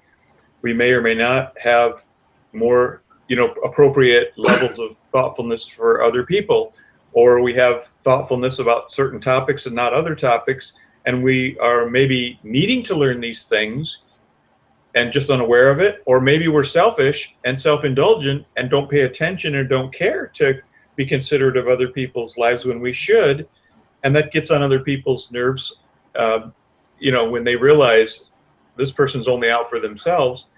And you get frustrated with those kind of people, and you say to yourself, what's the point? I'm just, totally a unnecessary part of this person's world, and they use me and throw me away. No, we don't like that. So where's that balance, and how do we establish that balance? And our culture's so fractured now with what we've been raised to and indoctrinated and programmed by Hollywood and the education system and other broken people, that we don't really have the old patterns and the old role models that are realistic and demonstrate to us. And a lot of us came from families where there were divorces. Don't know, from the role model's absence or the role model's poor example, how to handle or what should develop. And so without that plan, without a clear understanding of how you should be that partner or that father or that mother, whatever, you know, or that son or daughter, you know, you're not going to notice what you're missing on doing and what you realistically should expect from others. So this is a big part of life that we're never educated on, how to have relationships. No doubt. Dana, you had a chance here did you get your voice all straightened out? I think so. Can you hear me? Yes. Great. We want to get some lady opinions on all this. Well, you know, I agree with Sam completely. Just, you know, when we put expectations, the problem is that anytime we're trying to create our reality or the things that we want to see in our life, it usually means that involves other people. You know, most of the things that we do include partners and family and kids, and that's how it is. And so the problem is that you want to create your reality. You want to be the co-creator of your reality, and you're waiting for everybody else to come aboard with your creation, and then all of a sudden, yeah, absolutely, you're totally set up for disappointment. I think the problem is that, you know, I'm a great creator of my reality, good and bad. But what happens is that when you're creating it and it involves other people and they don't step up to the plate in some way, or they're not doing their end of the deal, how do we say that's okay? I'm still creating my reality. I'm still going to be in my consciousness. I'm still going to create what it is that I want to see, even if the other person doesn't do what you think they should do. It's kind of a slippery slope. And how do you not have expectations when you are co-creating your reality? I don't know. It's a tricky one. Yeah. Well, if I can comment on that, I totally agree. You hit so many good points. I think the reality of it is, in my opinion, it's synonymous to water. You know, I heard this analogy. I know Bruce Lee is famous for using this analogy, be like water. But what makes water so special is that it's supple, it's flexible. It takes, no matter what the situation, water is going to react to the situation that is presented before us. You know, it could be still, it could be raging, it could be. I think it's all about being supple and flexible with the natural world, and meaning that it also includes others. You know, it's one of these things that as soon as we get stern and inflexible and rigid, that's said to be akin to death. But akin to life is to be flexible and supple and being able to deal with whatever comes before you. I think a lot of people get so stern in their thinking, so stern in their beliefs, that when something doesn't meet the standards of what they have constructed for something to be, that it creates disappointment, it creates fear, it creates all these negative emotions. But when you can learn to be one with all that is, problems don't seem so important as much. You know, like I have a situation with my daughter, for example, who is with someone and they have a child, and I kind of would like to see her go in a particular path, but I learned that if I insert myself and try to control the scenario, I'm going to create more damage than just being supportive, being flexible, and being there to support her when she wakes up and realizes that her situation isn't what her delusion has created. You know, so I've learned all these things, and I'm not no master at them or anything like that, but I've learned that if you want to keep your stress low, you need to learn to go with the flow. I mean, that's what it really comes down to. If you can't go with the flow, you're going to be an extremely stressed out person because you have no control over the realities of others. I'm sorry, go ahead. No, but you only have control over how you react to it. So you don't stop being the co-creator of your existence, but you know, understand when it comes to other people, you're not going to be able to force them into anything that you would like to see happen. So you sort of have to just relinquish, and hopefully all turns out in the end. But I think that has a lot to do with OCD as well. I mean, everything has to be so particular and so your way, and things have to, I don't know if that has something to do with it too, but you're right with going with the flow, going with the river. I kind of want to say also that you do have to take a few minutes to purge, maybe a few years sometimes. A lot of the ideas that are in your head and the beliefs are not yours. They're other people's. They were constructed by the government or the society or your parents. Somehow they got in there and you accept them as truth. And you've never really sat and said, why do I believe this? Right. And that is a important come to Jesus meeting in a sense of, you know, if you can start, if you're mature enough to ask yourself that question, why do I believe this? You can really make a lot of progress and start substituting stuff you want into your brain instead of just accepting the same old crud. It's like, you know, oh, you're going to grow up with diabetes because your family has diabetes. And it's no, you know, why do I have to? That sort of thing. No, you create it, you know, you say that kind of stuff enough, you'll start creating those things, you know, because that's what you're pushing out. It's all about energy and the transference of that, right? That is a very good point. Whatever you believe is exactly what you're going to get. If you believe the world's a negative place, you're going to get a negative place as the world. And you got to understand that everybody's path is their own, good, bad, or otherwise. If their path is, we might not see it like that, but it's not our path, it's their path. So if it was like, well, what the guy started talking about to begin with in the beginning of the show was, what was he saying? I just lost my train of thought. Like, everybody's path is their own. So even if a person's path to come in here, and maybe it's a dark path, right? But it's still theirs. And even though we disapprove of that, and this path, this is a different path though, right? So we don't have any right to judge another person on their path, right? I mean, only how they treat us. So we can remove ourselves from that situation, but you don't really have a right to judge that, you know, only if it's you. And then you move on from it, you deal with it, you go through the emotions of it, and you let it go. Because that's, well, at least that's my opinion of it, you know. I've learned over the years that anytime you're judging anything, you're actually judging yourself. Because most of the time you're looking at the world around you and, you know, other people in it, and you don't know these people. You're just looking at their, you know, if they're crossing the street or they cut you off or what have you. You're making a judgment, but it's usually about yourself. You know, I have a saying, we are all things to all people at all times. Exactly. Right. Well, here's a dynamic that arises out of what Taryn started the conversation with. Is it important to have a goal or some sort of purpose in life?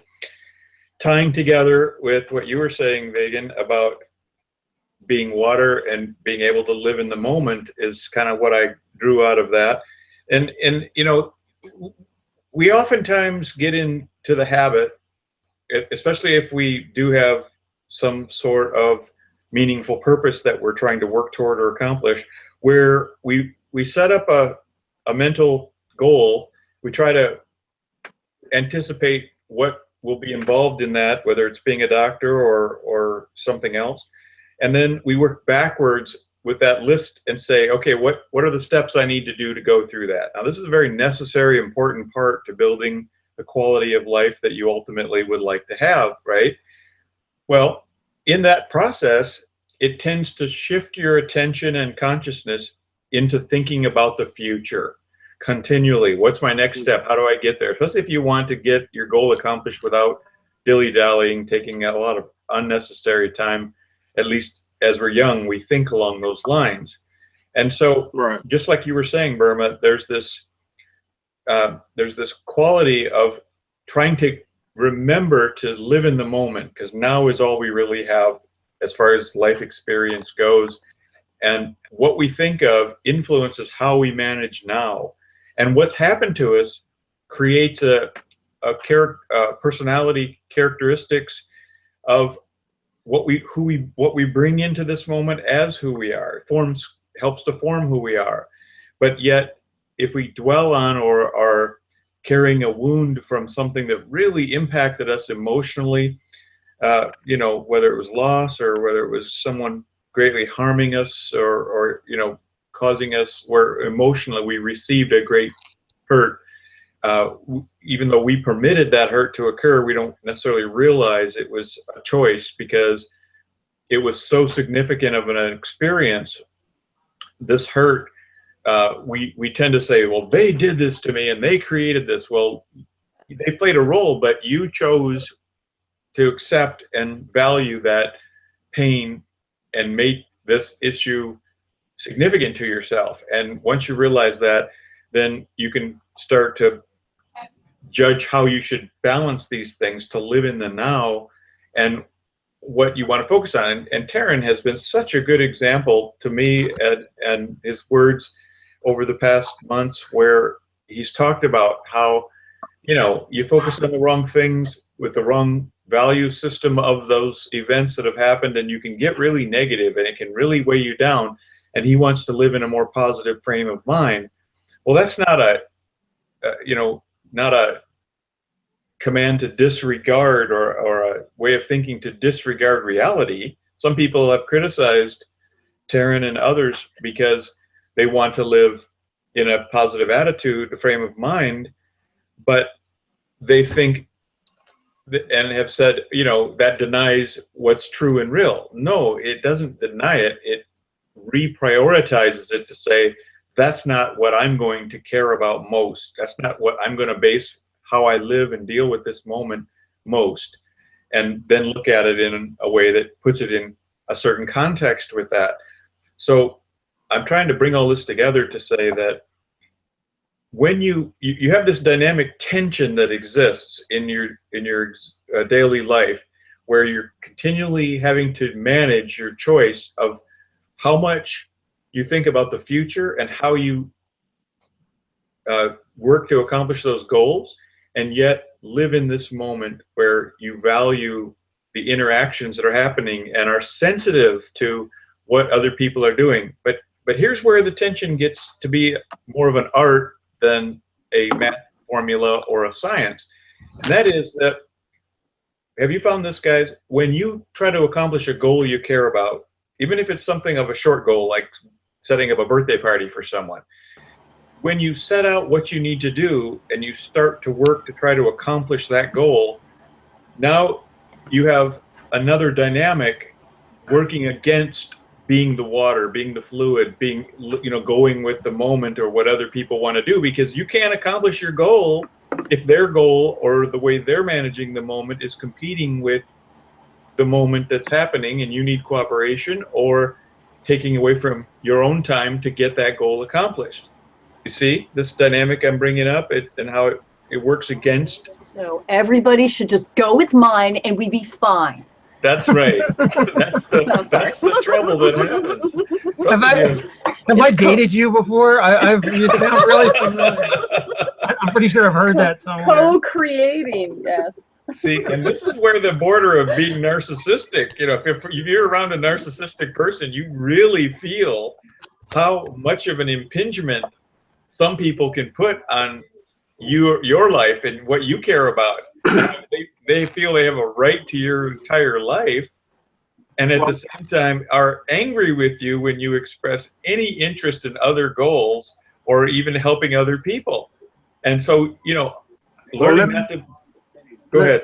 Let me beg the question. Are they putting those challenges in your life, or are you allowing those challenges to be in your life? That's what codependency is. There's some need they're fulfilling, so you're saying yes on some level for that purpose. Mm-hmm. Now, the bizarre thing about relationships on this edge is that these people are ones who fling their heart and emotions and intensity into almost every moment, and they're a wonderful party to be around. But they're a complete tornado when it comes to trying to accomplish goals and be your own person. And you know, for me, I'm a person who I have kind of a unusual delayed emotional reaction to many things. It made it really very helpful when I worked in the ambulance service for so many years as an EMT, because what the trauma occurring at the moment was, you know, I could deal with it intellectually and do what's best and take care of it, and emotionally I didn't have the kind of immediate reaction that someone has when, you know, the baby falls off the stool. And, you know, you go over there, pick them up and help them. And then emotionally later you go, whoa, that was a big deal. That could have been very serious, you know. Well, regularly I've seen it as a kind of normal behavior of people. Their emotional reactions are kicking in right at the same time that the danger presents itself. That might be really dangerous if someone, you know, is causing me a threat against my life or something. Well, I kind of want to jump in and talk about the goal blockers. You know, these purpose, I don't know if you guys have ever been in a bad relationship where, you know, or your friends that hold you back from letting you believe you can succeed in a goal. And I think that's a tough one when you actually are involved with a person emotionally and they don't believe in what you do, or they don't believe, or this is just one more crazy idea that you've done. You've done 100 ideas, you know, and I've heard that one. So it's like, it's a whole nother topic, but it's almost like, what do you do with people that get in your way on your purpose that are close to you? And I think that trying to remove toxic people out of your life that are close is probably one of the hardest challenges you'll ever have. Like, you know, what do you do with your friends and family that don't believe in you?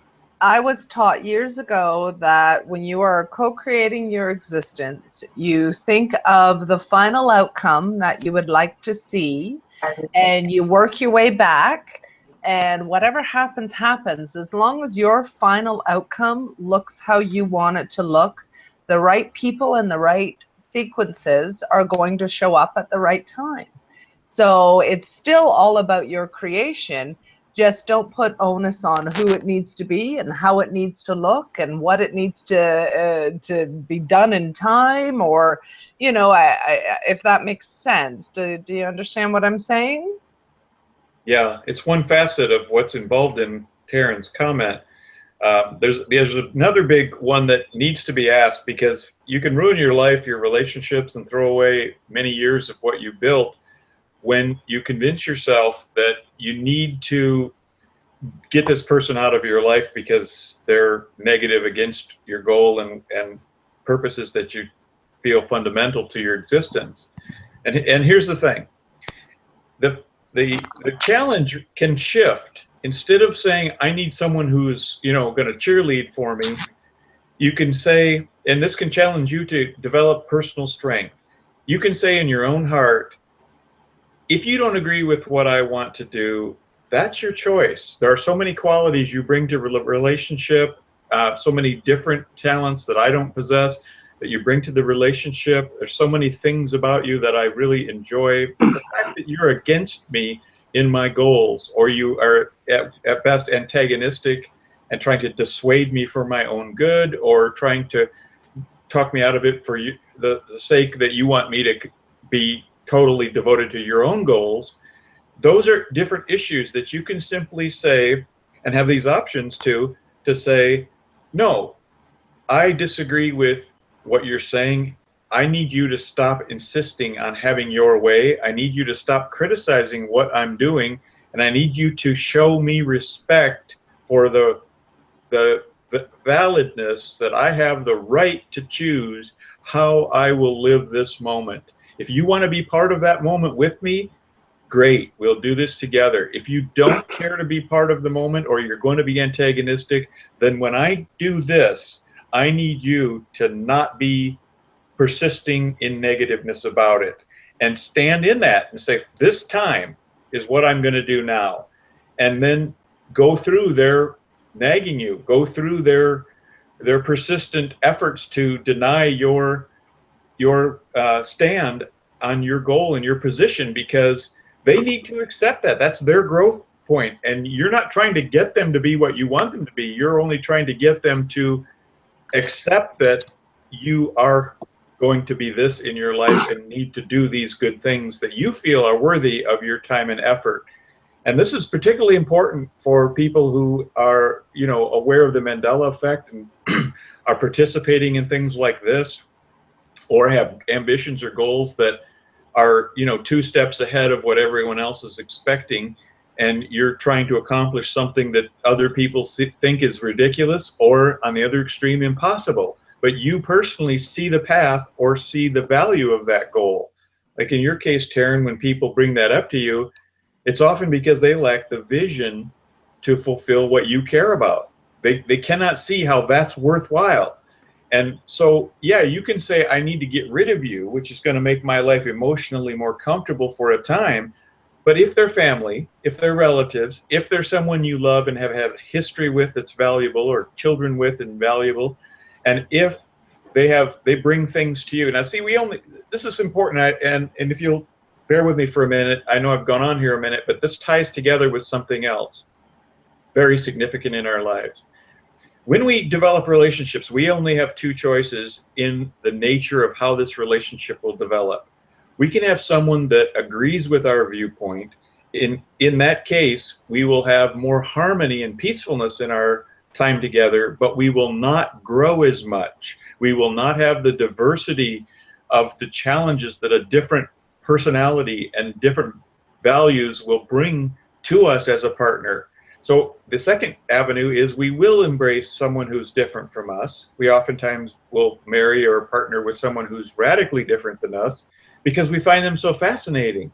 But then later we experience a real sense of irritation from them because everything they do is so illogical, stupid, or doesn't make sense to us, or something we don't care about. So we then tend to find like what we found charming to begin with becomes pointless, irritating, and a waste of time for us later on in the relationship, which tends to make us feel less appreciative and of the variations and differences they bring to that relationship. Now, this is key for all of us because we reach this point on different topics with people in different degrees. So when we find ourselves in this head-to-head confrontation where we are struggling to figure out what is the point of this relationship, we need to go back and remember that part of the strength that you have become is because of all the differences and the challenges that person has brought to you and how you've learned to cope with them and how you've learned to overcome them. And that's a continual part of the reality you've chosen and will continue to play a significant role in who you become and how you develop. Now, to treasure that and to value that is going to now challenge your ability to stand for what you do care about and stand for the goals you do want to accomplish and make it known to them and learn to have that strength in you that says to that kind of narcissistic personality or that strong individual, look, I admire that you're strong. I love the qualities you bring to our relationship. I can appreciate you for the things you do and how you are and love you for that. But no, you do not have the right to own me, dominate me, make me give up or agree with what you want. I love you. I want to contribute to you, but I stand my ground on this, and I insist you give me this space, recognize this is not your decision, it's mine, and have a respectful attitude in that process. Or when I do this, I will go somewhere else and you will not have the privilege of sharing in my company during this. See, I think that the problem is we forget that we have choice. I really do. I think a lot of times many of us just believe we got to endure certain things. What people think, you can accept, you can reject, and you can embrace. Well, embrace is acceptance. When you feel like you don't have an option, I think that's when most people forget that they're free. You have the choice and the freedom to embrace the ideas of others, or you have the ability to disassociate with others. You know, now if this person is significant, let's say it's a family member or someone like your mother or father, you have to realize that just because their ideas are not in line with yours, that's okay. There's nothing wrong with people not seeing things the way that you see them. There's nothing wrong with you not seeing what they see. I think the problem comes in when we think we got to fix it. We have to fix the person's perspective. We have to fix this. We have to fix that. We have to gain control of things that are uncontrollable. That's a little bit of an indoctrination too there. You know what I mean? think, Feel like we have control over everybody else. That's ridiculous. I mean, well, no, we don't. I mean, I know that that's a hard realization for a lot of people to realize that we don't have control over anybody else but our own being, this person here. That's it. that's the reality. Do we even have control over that? Well, I don't even know. It's an That's a good illusion. point. That's a really good point, Dana. It's a really good point. Do we really? I mean, sometimes do you feel not that parts of your life are destined, that they're kind of a path that's laid out for you? You might have a choice of a split in the road. Which way do you take? Right? Yeah, absolutely. So is Well, it Vegan- that way? That's why the government. Vegan, and if I cut you off, I'm sorry. I didn't mean to. Well, that's fine. I mean, I was going to finish up, but the point I really wanted to hit home with this is when you feel like you don't have an option, where you feel like you have to engage in other people's opinions, you've given up your power. You've given up your freedom. See, you have the power to completely ignore everything a person tells you. It could be your wife, it could be your boss, it could be whoever. You have that power. When you feel so obligated to not turn that off and to engage in the negativity, engage in the combat, or whatever the case is, the mental combat, I think that's your problem. It's not really the problem of the other individual, because the other individual you have no control over. You only have control over yourself. So, I mean, I think we just need to remind ourselves that this person may be saying something that's completely against how I feel and what I believe, and be able to say, okay, well, that's their opinion. Keep it moving. You know? Well, this leads to the next part of how we live our lives as we mature. Hold on 1 second, Sam. What is that background noise? Can everybody else hear that? Yeah. Is it mine? Am I? It sounded like a TV. Yeah, it was you. Okay. It's not me. It's sorry. It's not me. It's I have to share a room. So. Yeah. Oh, okay. So, and this is so crucial to realize, but it's the concept of influence versus manipulation. Mm-hmm. So, as we're taught socially, the highest virtue in the land is tolerance for everything and everyone. No, that is not a way to live. You have to decide around you what qualities of people and behaviors are going to be acceptable, and establish a kind of sense of borders for how you want the quality of your life to go. Or you, as an empathic person, a considerate person, a helpful person, there will be people who will find your skills very fascinating and useful and take advantage of you until you realize you've wasted much of the strength you've had in life.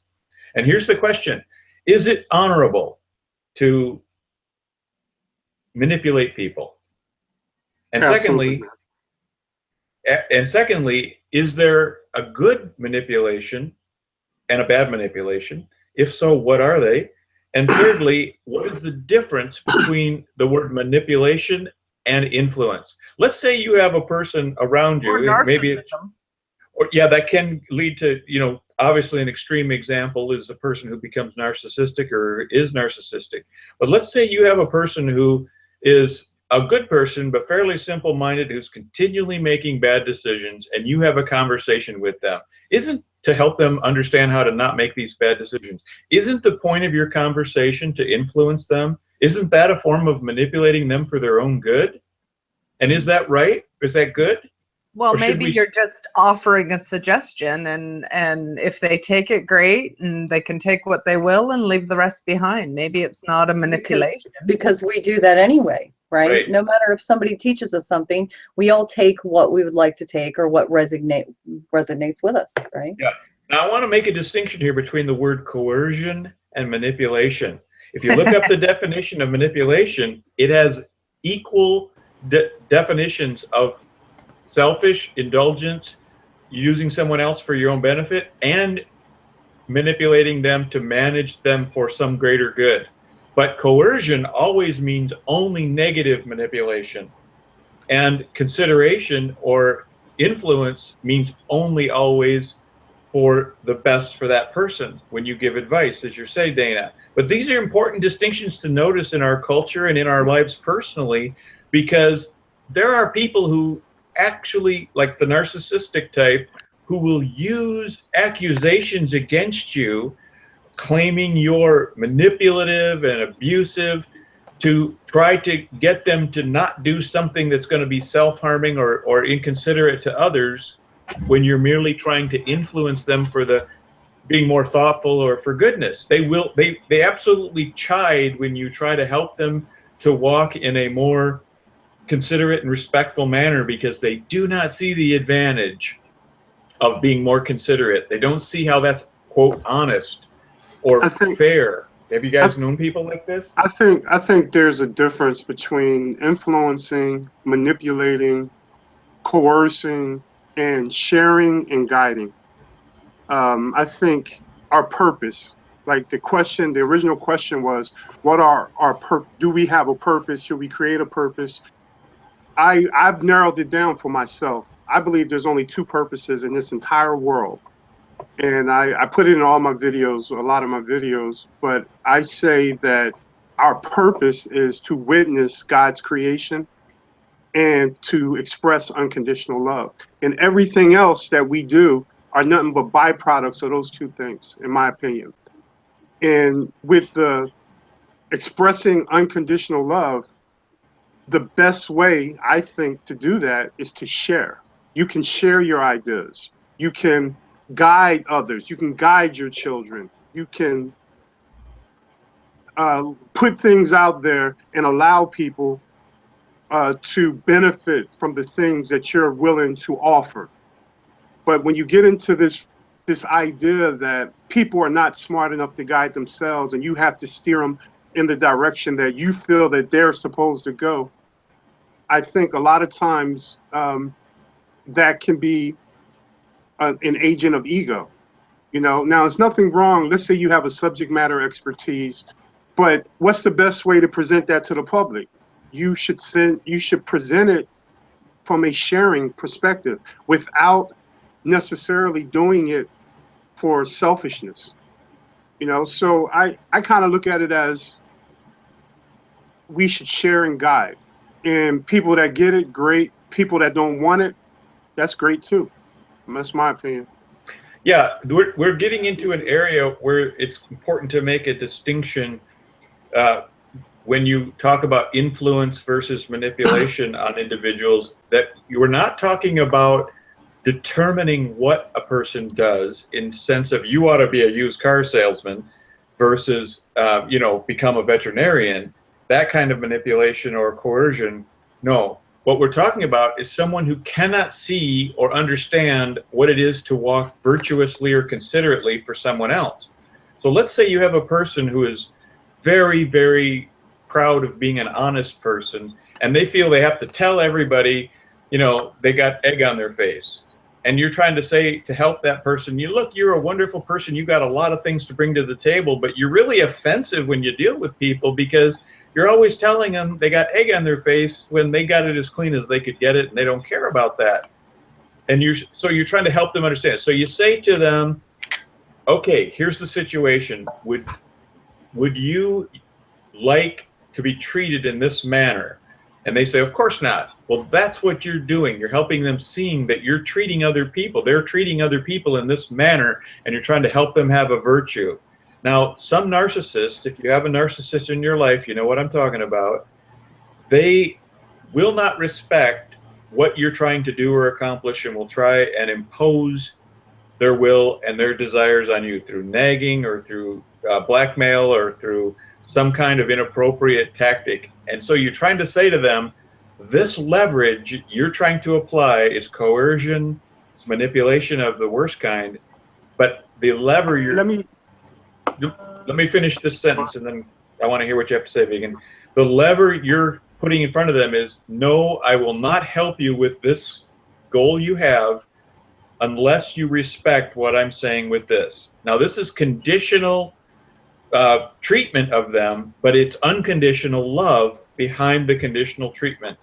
This is learning to manipulate in a good sense with leverage in love for their good and your good to establish those boundaries. And I'm saying this is part of the way life has to be with certain kinds of individuals who do not perceive what is valuable that you do perceive as valuable.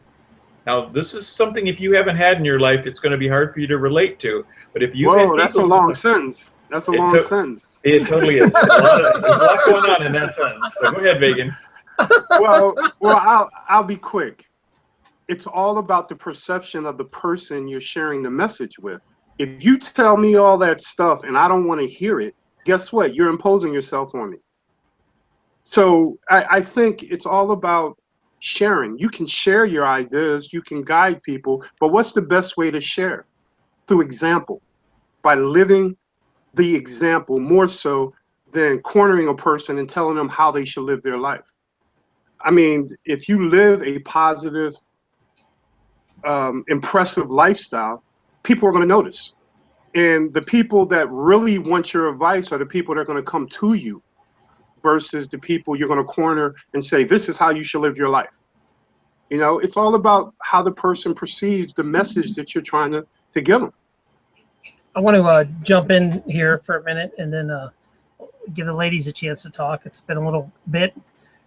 What I want to do, though, is talk about, this keeps getting brought up in the chat room, sociopaths are, because of whatever's going on, low vibration, bad food, I don't know, making kids that don't have empathy.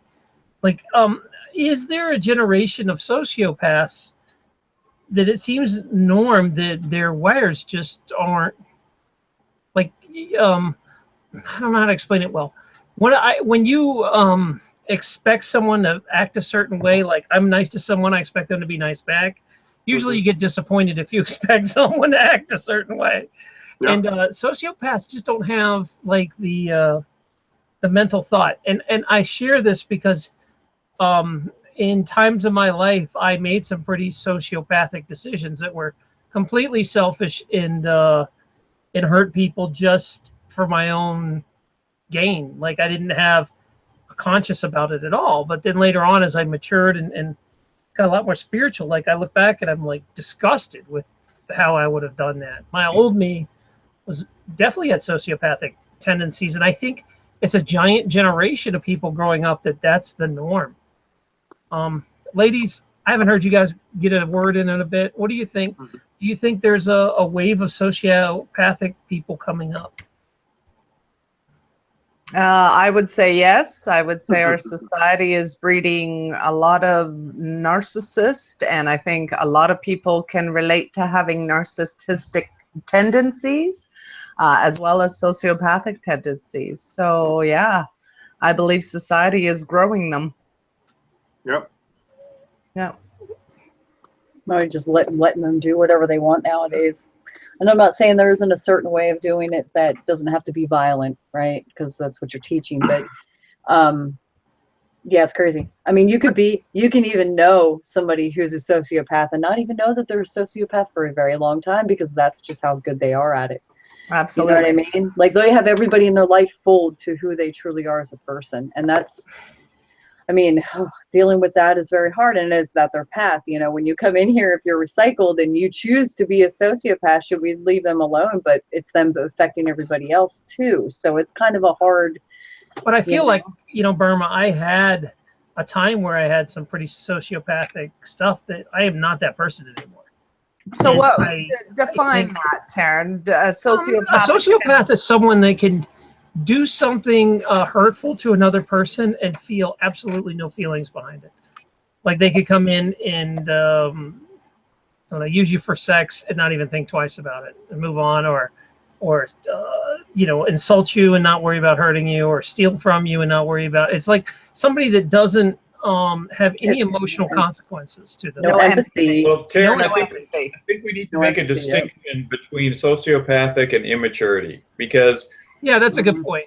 you know, there's a huge difference there. The sociopath is a person, in a sense, who has no capacity to feel empathy and never will, because there's something immature or undeveloped or incorrect in their brain physically.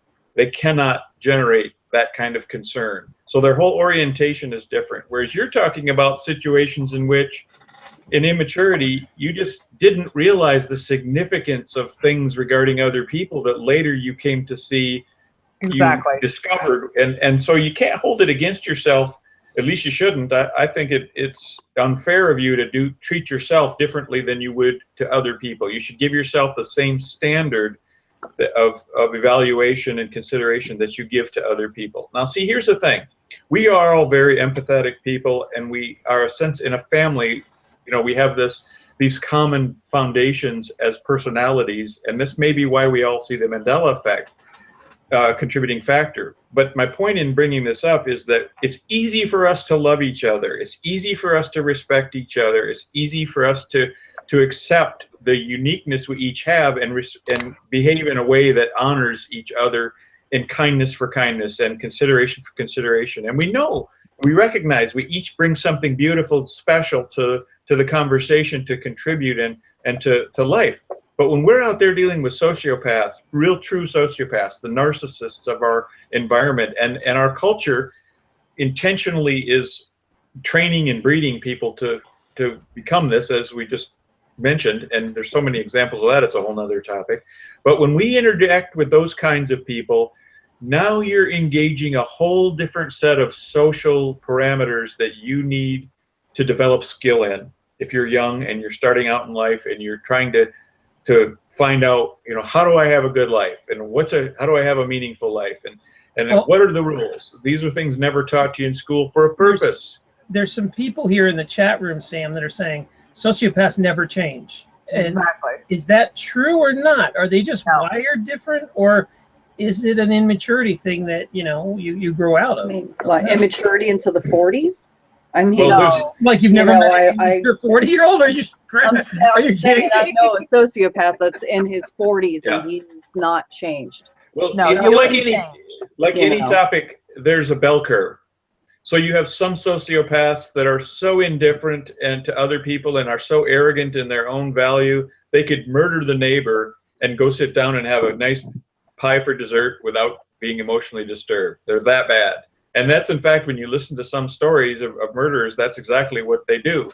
But then you have other people who they're definitely in the class of sociopaths and narcissists. But if they get hit by an emotional trauma that's like a 2x4 up the side of the head, not you're doing, but just in life, it does affect them. They do care about things and people. And usually what happens is these are people who, as you get to know them, you'll discover they have an order of priority of thinking that values certain things you also would recognize as important, like honesty or truth or caring about their children, that is very, very significant and important to them. The difference is that the way they apply it has a different approach entirely, and that part will stay different their whole lives. So, for example, they don't mind being rude to you. They don't mind hurting your feelings. They have no consideration that you don't even care that your feelings are hurt. Why? Because they care so much about truth in you or about the topic as they see it, truth as they interpret it, that they think it's going to do you, like a surgeon, it's going to do you more good if I hurt you to get you to have this healthy attitude and perspective on the truth than it is if you like it. So they're going for your best interests, but because they're sociopathic tendency and narcissistic, they're going to crush you to get you to agree with them and comply with them, and which is inappropriate. And most of us would say, "Oh man, no way! You're totally oppressive, get away. But yet, that's how they see it. Does that make sense? Have you experienced I that? understand. Oh, sure. I've met plenty of people that'll watch the world burn before they admit they're wrong, or you know, whatever. So I get it. I want to, ladies, you haven't had a chance much to talk. I want to make sure you get some words in here. Go ahead. So I actually just want to say something about narcissistic behavior. I think narcissistic behavior is bred out of fear of lack. So if we have these narcissistic tendencies, quite often we have to gather it all. We have to, and that's where the narcissism comes in. But I think it has something to do with the fear of lack. I don't know. What do you think? I think that's true for some people, but there are other people who are not, they're just so not self-reflective that they don't even live in a manner that causes them to recognize how they might be a better person. There's no mechanism in them, and they're just, it's like they're created this way. And you can do something perfectly good on their behalf or for them in a loving manner, and they will interpret that in a way that would slam your character and think you are so evil and self-serving for having done it a certain way. And you just look at them going, what's going on in your head? And yet, yeah, I mean, it's sad because I don't want to think that we're just breeding all generations of more and more sociopaths that are hardwired not to be able to change. Like, this is, I hate to say, you know, but then you look at the chat room and some people are like, yeah, they never, ever, ever change. They just hide it better. So, have you guys heard of something called toxoplasmosis, Gandhi? Oh, the kitties, yes. The kitties, yeah. The kitties are the pregnant ladies, of course. Well, this is interesting that they used to think, this is something that's been in our world since before we knew how to measure bacteria, but they used to think this was a completely benign bacteria regarding humans. It affects mice and rat brains extremely. You may have seen the examples if you're familiar with it, and those for you aren't. What it does is, normally a mouse would be intimidated by a cat, go to hide, or afraid of cat pee smell. They hate it. They want to get away from it. But this toxo is what it's called for short. It gets in their brain, this germ, and it creates a certain influence on their brain that says, cat pee's great smelling stuff. Go there, like hang out, be like a rock and roll mouse version, and we'll sit right in the presence of the cat, no fear. Now, what they've started to realize is that there is an influence on humanity, and it's different for women and men, but there's a few things in common. One of the things that is so interesting is about 1 out of 3 people in the world, the entire planet, is infected in their brain with toxoplasmosis. Foggy brain syndrome is one example of how, if you wonder whether you might have it, you should possibly get checked, is a sample.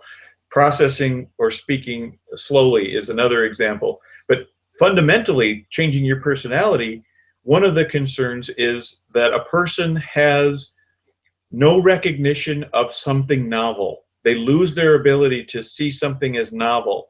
You can give them a list and show them a Mandela effect, and they'll react by going, I don't really see a difference in these. So the name's different, so what? And the second thing is their alarm system of when something is a threat to them is reduced, minimized, or turned off.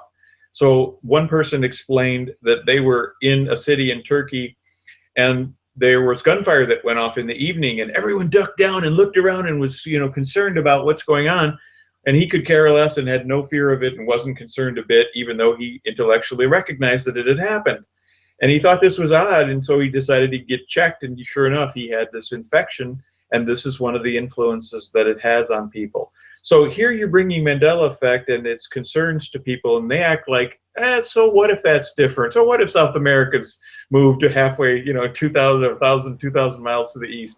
What, who cares? What difference does it make? Or these other kinds of changes in personalities. This is what's going on. Every time we get into this on the show, it always comes down to cats. Do you think that it has something to do with an intelligence as well, like their intelligent level? Well, there are people who have looked at these topics, and they say that intelligence is now appearing to break into 3 categories.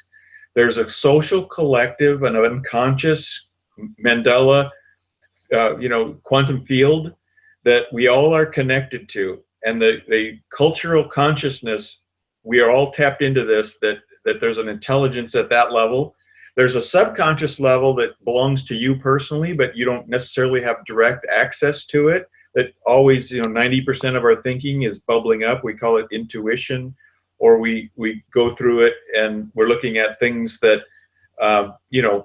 influence our way of thinking, that come from our past evaluations and come from our sense of values and beliefs that we hold, that doesn't, perks up into our consciousness. And then the top 10% of our thinking processes occur in that top 10% of our brain, where 90% of our conscious awareness is occurring, where our conversation level of ideas and thinking and interaction is taking place between each other. We think that's all of our world, but the reality is it's this small percentage of our world, of our existence, and of making who we are. So yes, to your question, but in that paradigm, how would you rephrase the question?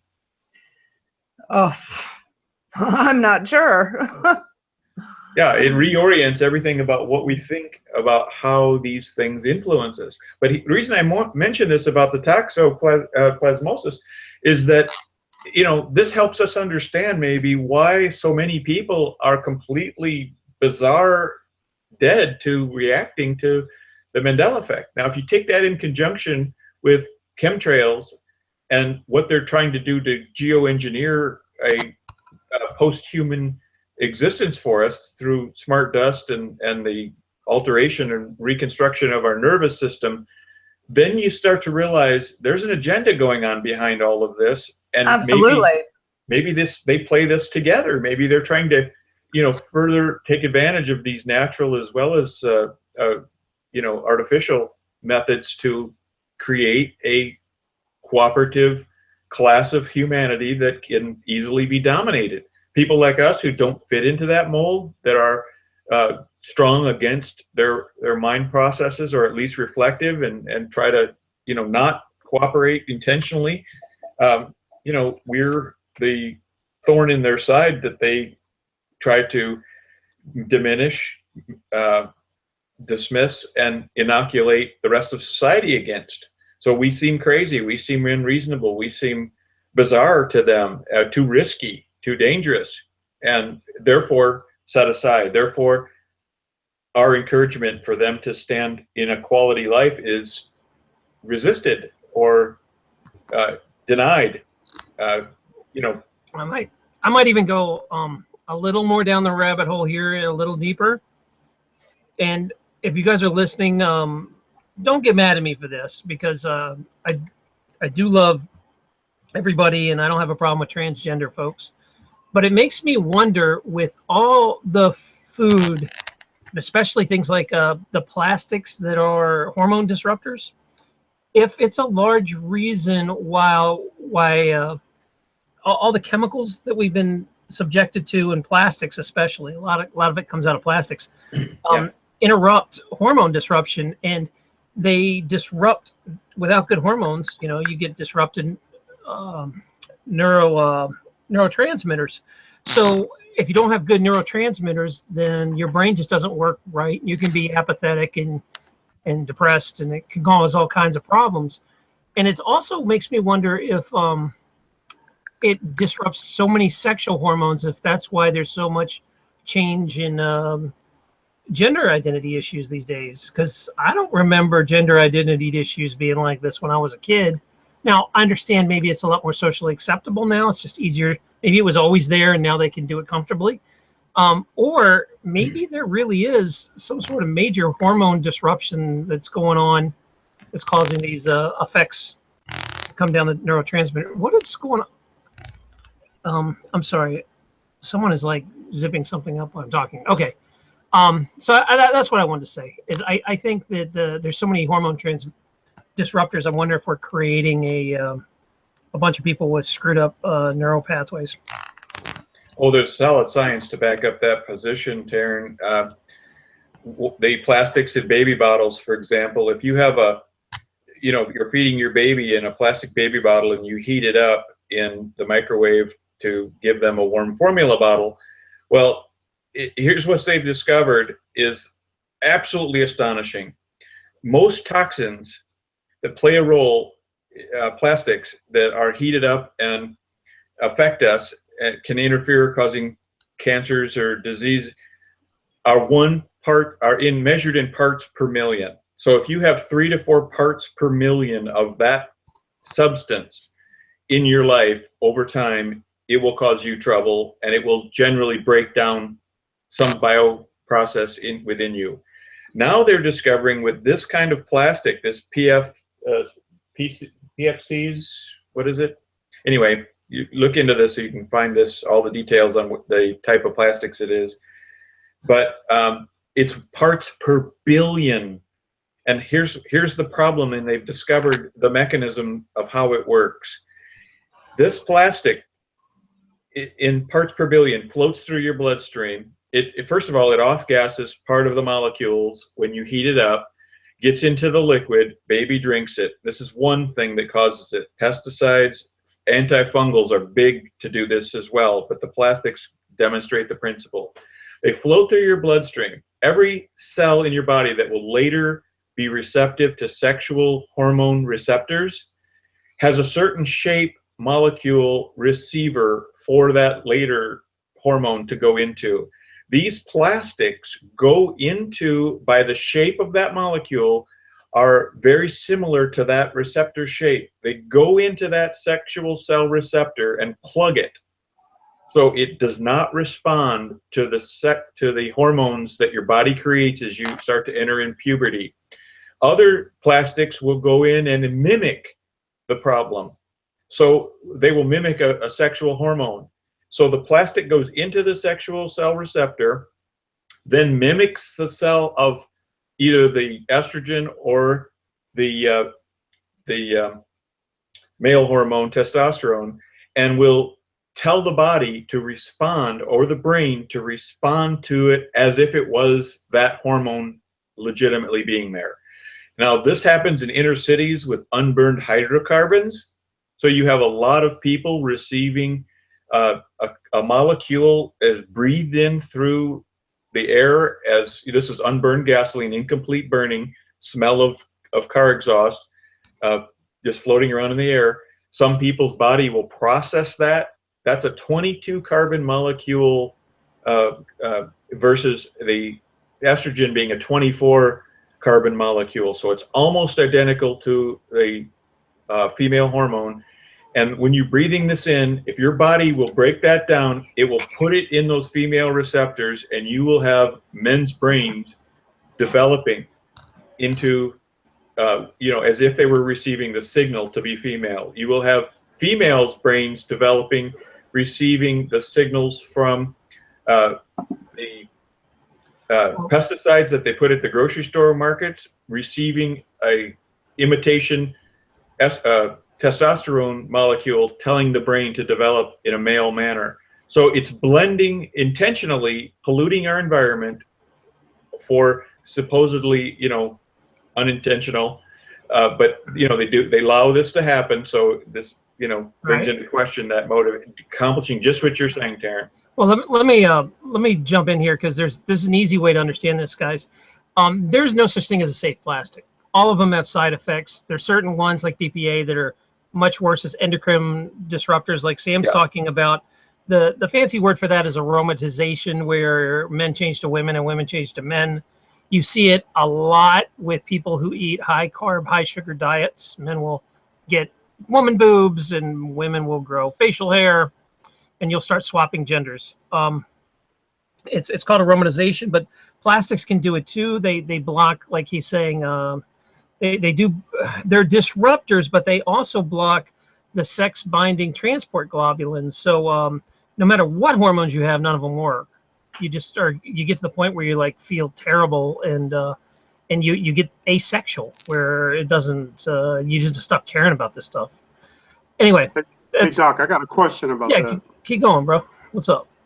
Are we saying, well, these people that want sex changes, when they do their sex changes, for their sex change to stay in the desired direction, don't they got to continuously get hormone My understanding is that they are stuck on hormones for life. I don't think they ever start making their own. Right. And is it safe to assume that the reason they have to keep taking this hormone injection is because the body is fighting the actual foreign substances in the body? The immune system is fighting against what they're doing. They're actually forcing the system to go female if it's a male, or if it's a male trying to go female, right? Yeah, that's pretty much, you're nailing it. Yeah, they have to. Right. Kind Well, of, It wears. two factors there, though. Hang on, let me get my point out. It wears off, so it's not something. Because I knew someone who was a tranny, right, and he had to, or she had to, continuously go back to the doctor and receive certain medications to maintain what he was trying to do, and he went about 4 months without taking his treatment because he didn't have the money for the medications, and all his manly characteristics was coming back. So are they fighting the body to transform themselves, and the only way that they can maintain it is if they constantly ingest this medicine? for those extreme changes, yes. For minor changes, you could do it through diet. You could eat so you aromatize, but I don't think a man is going to grow complete woman boobs. I mean, they'll have man boobs, but I don't think they'll give the woman look to the degree. I've never seen someone aromatize so far that you can't, you get the same. Can't reverse. No.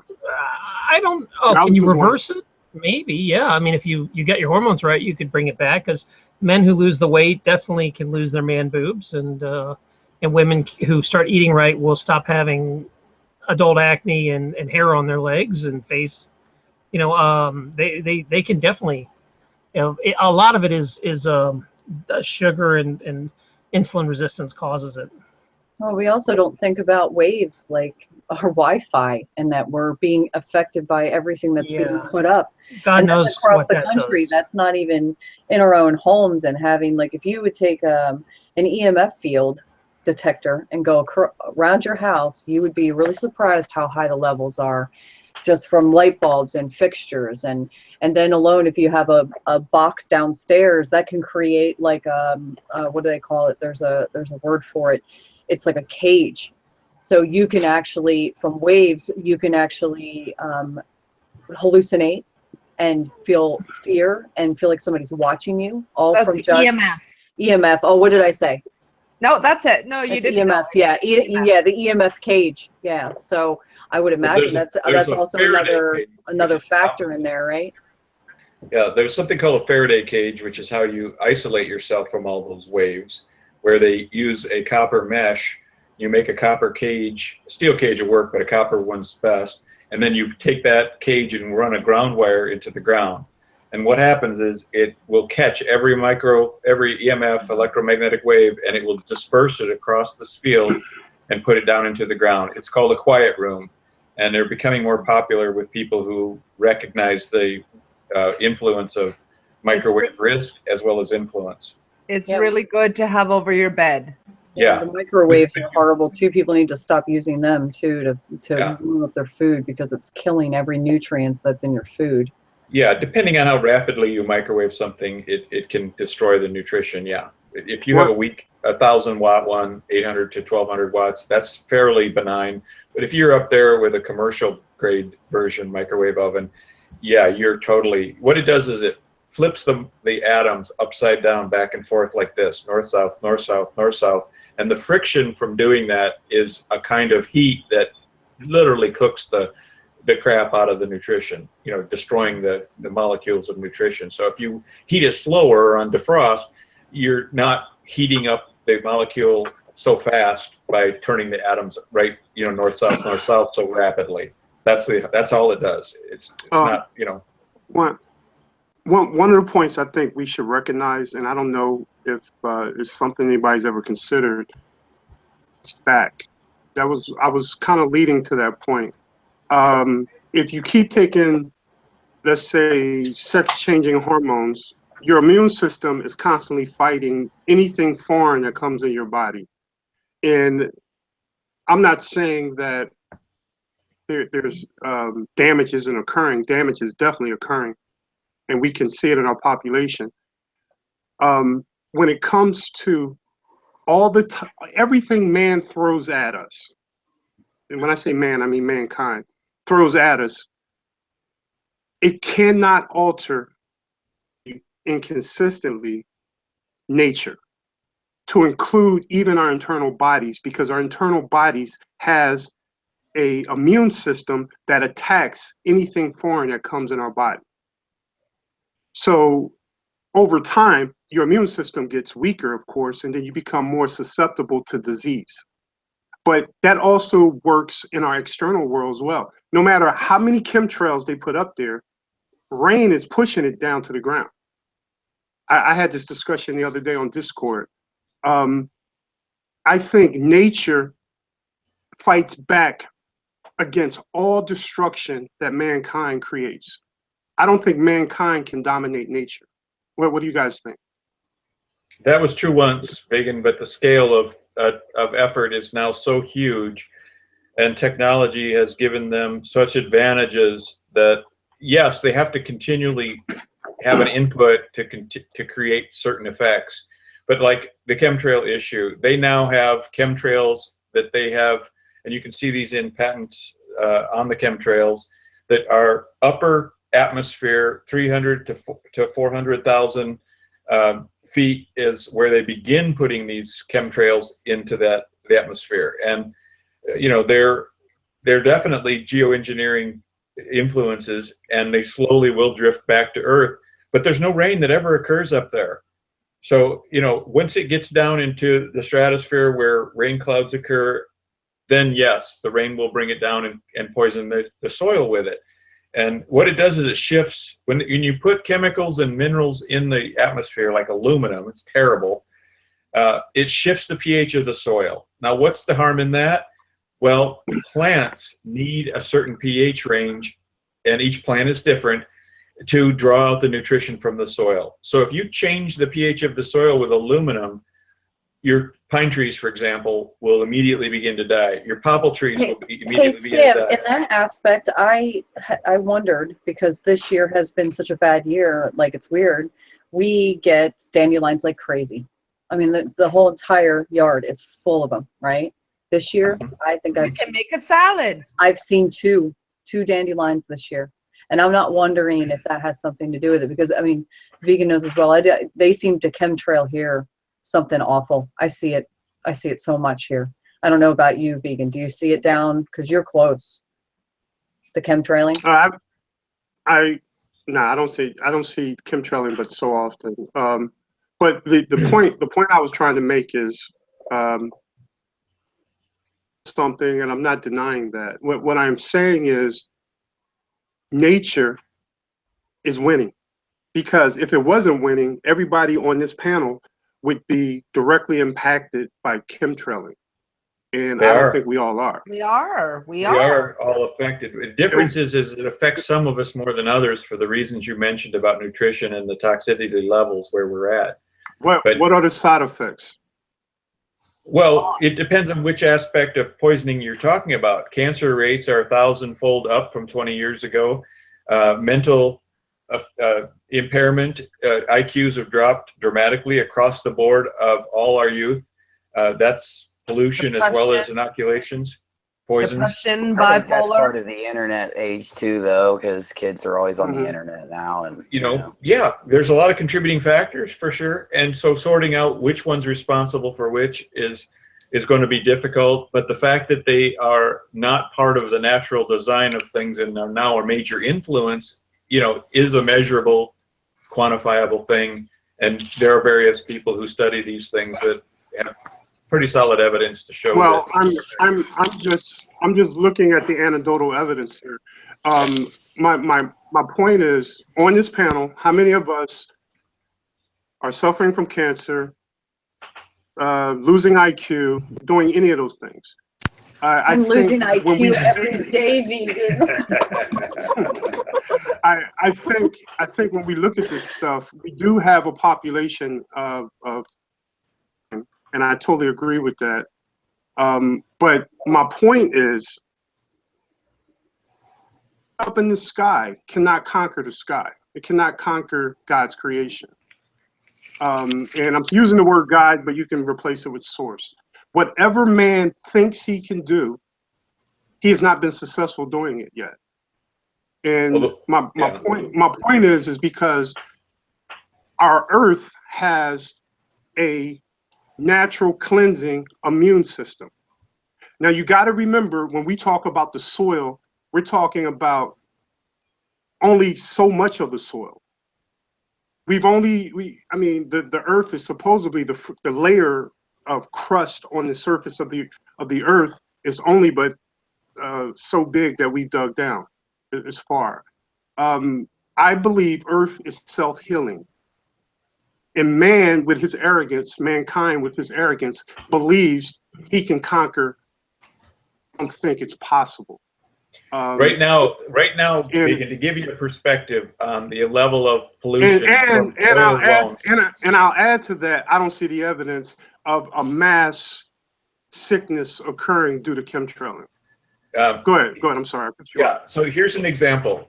If you take the amount of energy being burned each day in the world from oil consumption alone, it is the equivalent of 400,000 Hiroshima bombs going off in the atmosphere every single day. They've been coming since the 40s. Yeah, and so documented since the 40s. I'm not aware of the history on the chemming. This is just petro consumption of the world right now. 54 million barrels of oil a day just for transportation in America alone. So you take, we're 5% of the world's population, and India and China have rapidly caught up with us in terms of first world industrial pollution. They're now equal to and starting to surpass us on how much oil pollution and carbon emissions they put in the atmosphere. So here's what's happening. The ocean hang on for a second. I totally agree, but you got to remember, every time it rains, our sky is clean. That's what I want to address. Every time but hang on, rains, do you agree that our sky is clean every time it rains? Oh, absolutely. The Earth has self-corrective cleaning mechanisms. I'm just saying that mankind is so significantly influencing, affecting the balance of the Earth's corrective measures that the Earth is losing the compensation capacity to restore it completely. Now, here's an example. I disagree. The ocean has been acting as a buffer for all the carbon dioxide that we've been creating. The pH of the ocean is rising. It's causing the life in the ocean to be created in a weakened state. As it's in a weakened state, it can't fight disease as well. Now we've got Fukushima radiation affecting it's killing off, the scientists are now reporting to us 1/3 of the entire Pacific Ocean life is now dead at the bottom of the ocean. Starfish are, as a sample, say that again? Species. Say that. You said 1/3 of life? 1/3 of the life in the Pacific Ocean is now dead from 5 years ago in the bottom of the Pacific Ocean because of radiation of cesium-137 in the tissues of the ocean life. How do we know this, Sam? How do you know the biologists have measured this and are reporting the contamination. They're saying people should not any longer be eating any fish or seafood from the Pacific because the cesium has been found in tissues of these creatures all over the Pacific Ocean. They're, you start looking into this topic about Fukushima's contamination of the ocean. They're releasing are you familiar with RADs and how they measure atomic energy? They have their own signatures. They all have their own signatures from where they come from. Actually, they found some in California, I think, Sam. What are you referring to? The chemical, they found it all the way to California. Cesium-137, absolutely. Yeah, it's washing up on our shores now. And what people, it's not been reported in our media, and you go online and look it up and look at Keiko Machachu, whatever his name is, his reports on how absolutely, it says the extinction level event is how he values it. It says, you guys don't realize just how absolutely devastating this ongoing contamination is. It is mind-bogglingly destructive, and it's because it's so compounding, and it's so pervasive. It's gotten everywhere in the Pacific, and it's moved. It's going to be around for so long. It's that it's that level of event, and it's just a matter that we don't realize because we don't see it right now. But the slow, long-term implications of the effect on biology, including humanity, is already taking place. It's just like we're dead men walking, but it won't show up for 20 years to our culture. And we're talking, mass reduction of populations of the world because of that one thing and what they're doing to create that. We haven't taken a moment to say hi to Uni. Hi, Welcome. Uni. Good to see you. I was going to have to interrupt because the poor guy hasn't had a chance to talk. Uni Rock, Oh, it's okay. You addressed this a lot on your show about chemtrails and stuff, but what do you think? Is there a mass extinction event going off that nobody's talking about?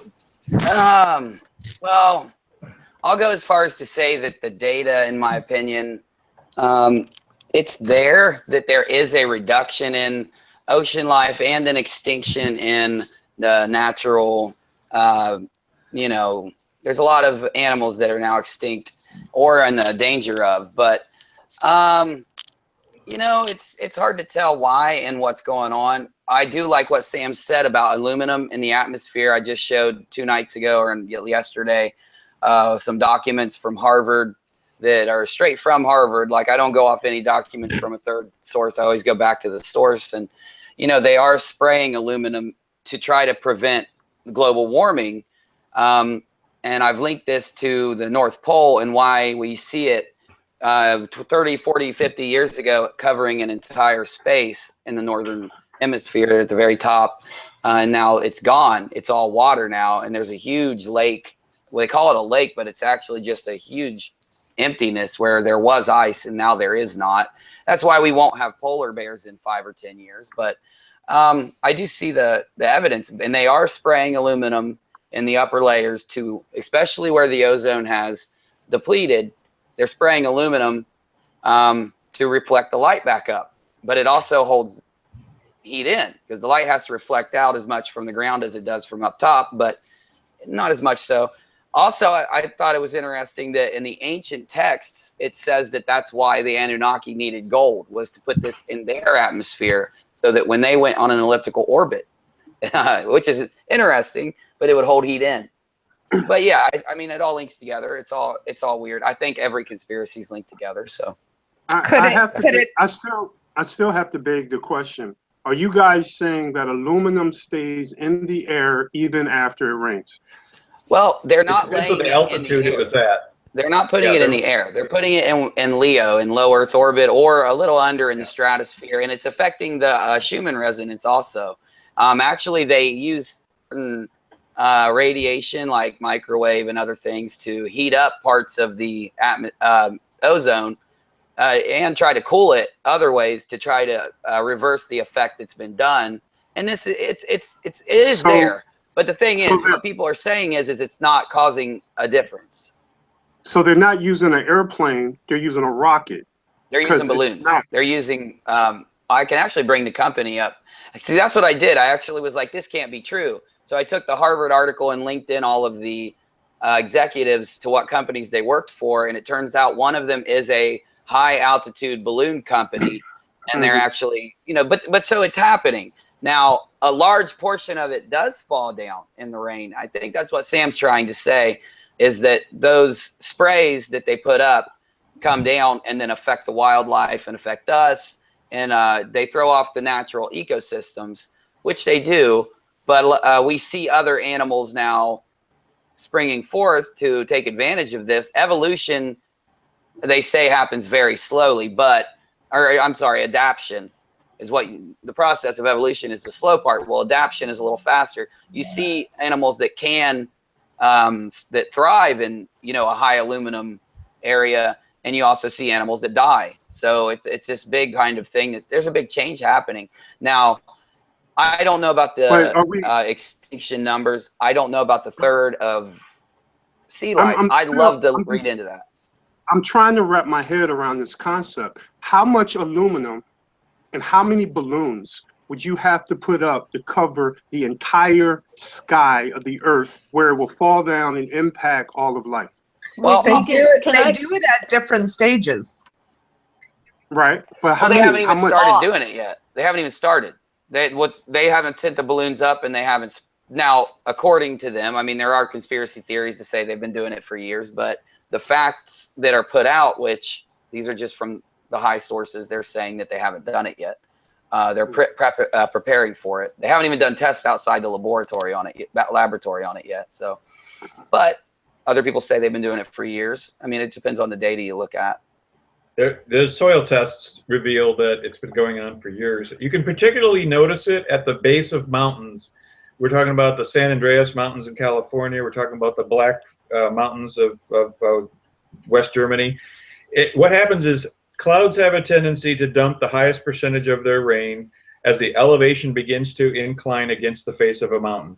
So if you look at a certain elevation on any mountain range, especially along traffic lanes, you will see that the tree line starts to die off at a specific given elevation on the edge of that mountain. And that's because, as you were saying, Vegan, the clouds will move in. They will start to be forced upward because of the elevation of the geography. The air is cooler and thinner, so it can't hold as much moisture, and it tends to drop a higher percentage of its concentrations along those areas. Vast forests of death, all up and down California. It wasn't just the drought. It was highly related to the pH of the soil changing, so the trees have been susceptible to disease, and then the aluminum is at fault for causing this. And there's a series of minerals, but that's the primary concentration one that when they warn people, if you go hiking in the mountains in California, the Rockies, do not drink the water, because the concentrations in those streams are now so high that it will in fact cause you to have health troubles, be poisoned. And this is something that has changed so dramatically in our culture in the world since the last 15 years or so, and now with the Mandela effect. And I'm thinking part of the reason they pushed so hard to develop this technology was to try to save humanity, give us a new earth, give us a refresh, or have the ability to completely liquefy the material reality, leave there the soil, the land, and then remove the toxins and destroy the molecules or the atoms, by rearranging the poison out of the earth. And maybe that's why we're seeing all these coastlines being redone. There are scientists and physicists who are speculating that's why South America was moved to the east. So the currents of the Pacific from Fukushima would not tend to come along South America. All these elites who have been behind these things, like the Bushes, have homes down in Brazil, tucked away in pristine, less polluted properties. This all makes some sense on certain levels, and evidence seems to indicate there may be some validity to it. Can we know for certain? No, it's a probability issue. I like how Uni does his show, because cross-referencing these conspiracy concepts with what evidence is they find, talk about probabilities, absolutely right on. You're doing a service to humanity that humanity does not recognize at this time or appreciate. But you're on the trail of truth, and that's what we need to know. Where are we in terms of the quality of life in our world now? Absolutely. Thank you for that, Uni. Thank you, guys. That's my job. I am going to have to step in. We're getting close to the magic hour of the show ending here in about 10 minutes. Let's do a little housekeeping. Of course, thank you so much for the donations. I have not had a chance to thank people. Karen donates every week. Appreciate it. Banjojo, always same thing. Ray, every week. Appreciate it. And Chipper Hummingbird, thanks so much. And Christelle, Ann, I appreciate all the donations, guys. Thanks. If I missed any, I'm sorry about that. I didn't see them. The other thing is, if you're going to go shopping this week, I'd appreciate it if you go through our link on Amazon. It does help pay the bills since YouTube stinks. So if you're going to go shopping, please go to Amazon first through the links below, and then just go shopping like normal. And it really does help keep this place running. Thank you. That being said, I do want to let you know that Saturday we're having a show at 1 o'clock Eastern Standard Time with Stasha.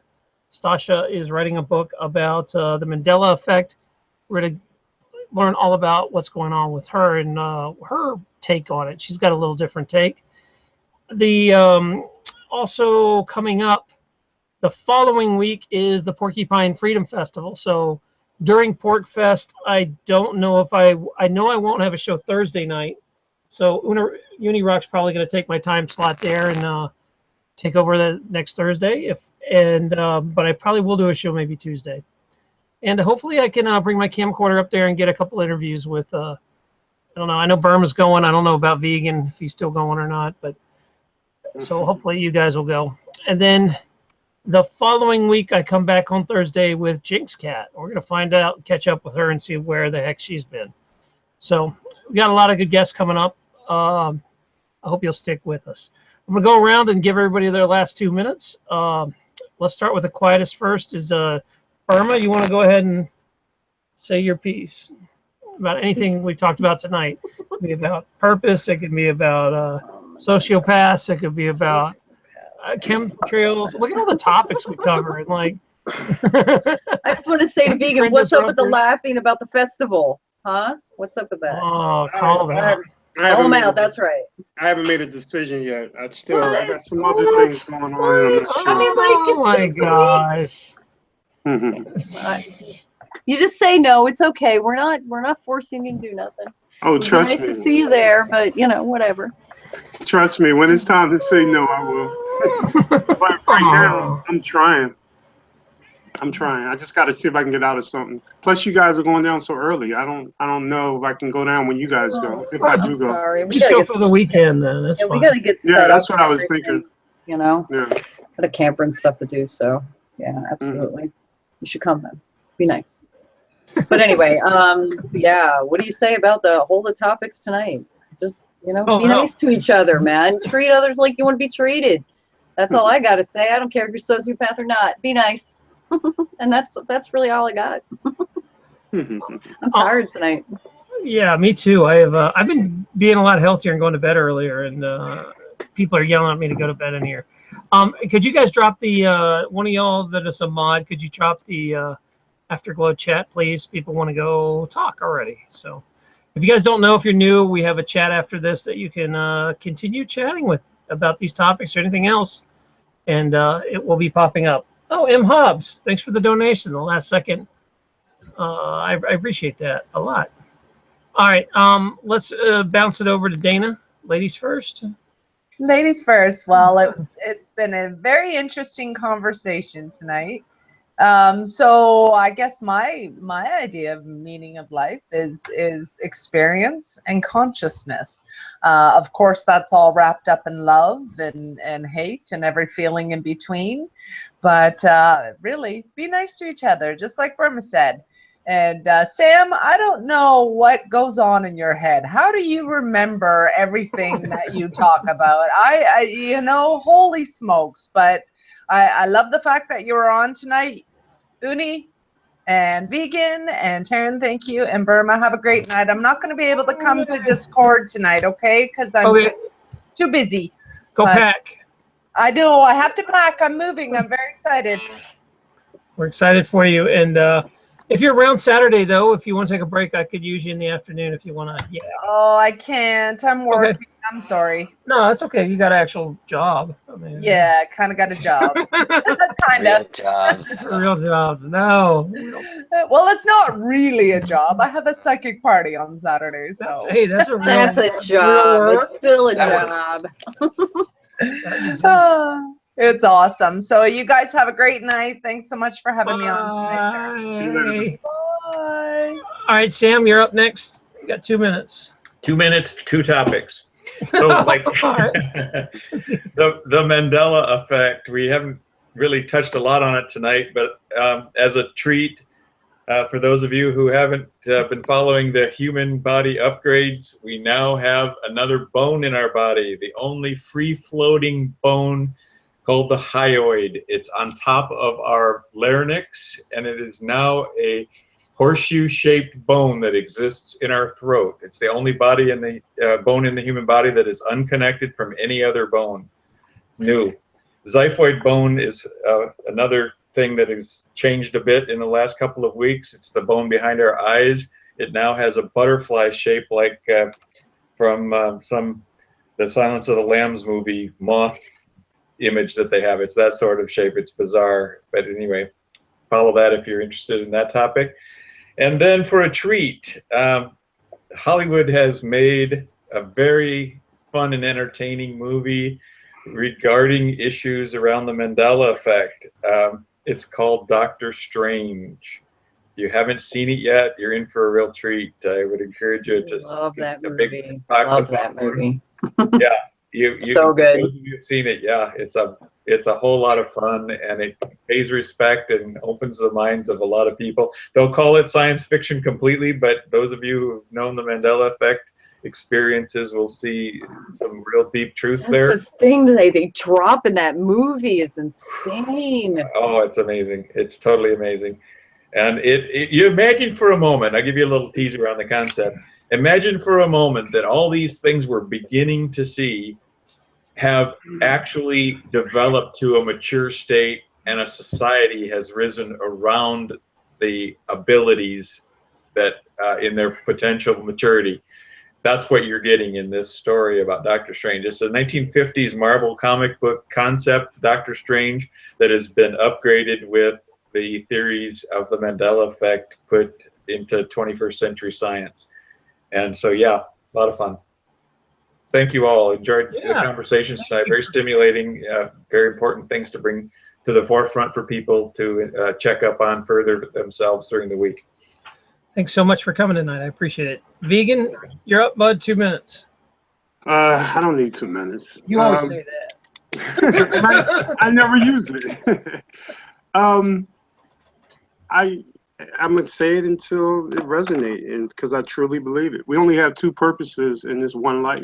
From the time we're born to the time we die, is to witness God's creation or the source's creation, whatever tickles your fancy, and to express unconditional love. Everything else is either in those two categories or outside your purpose.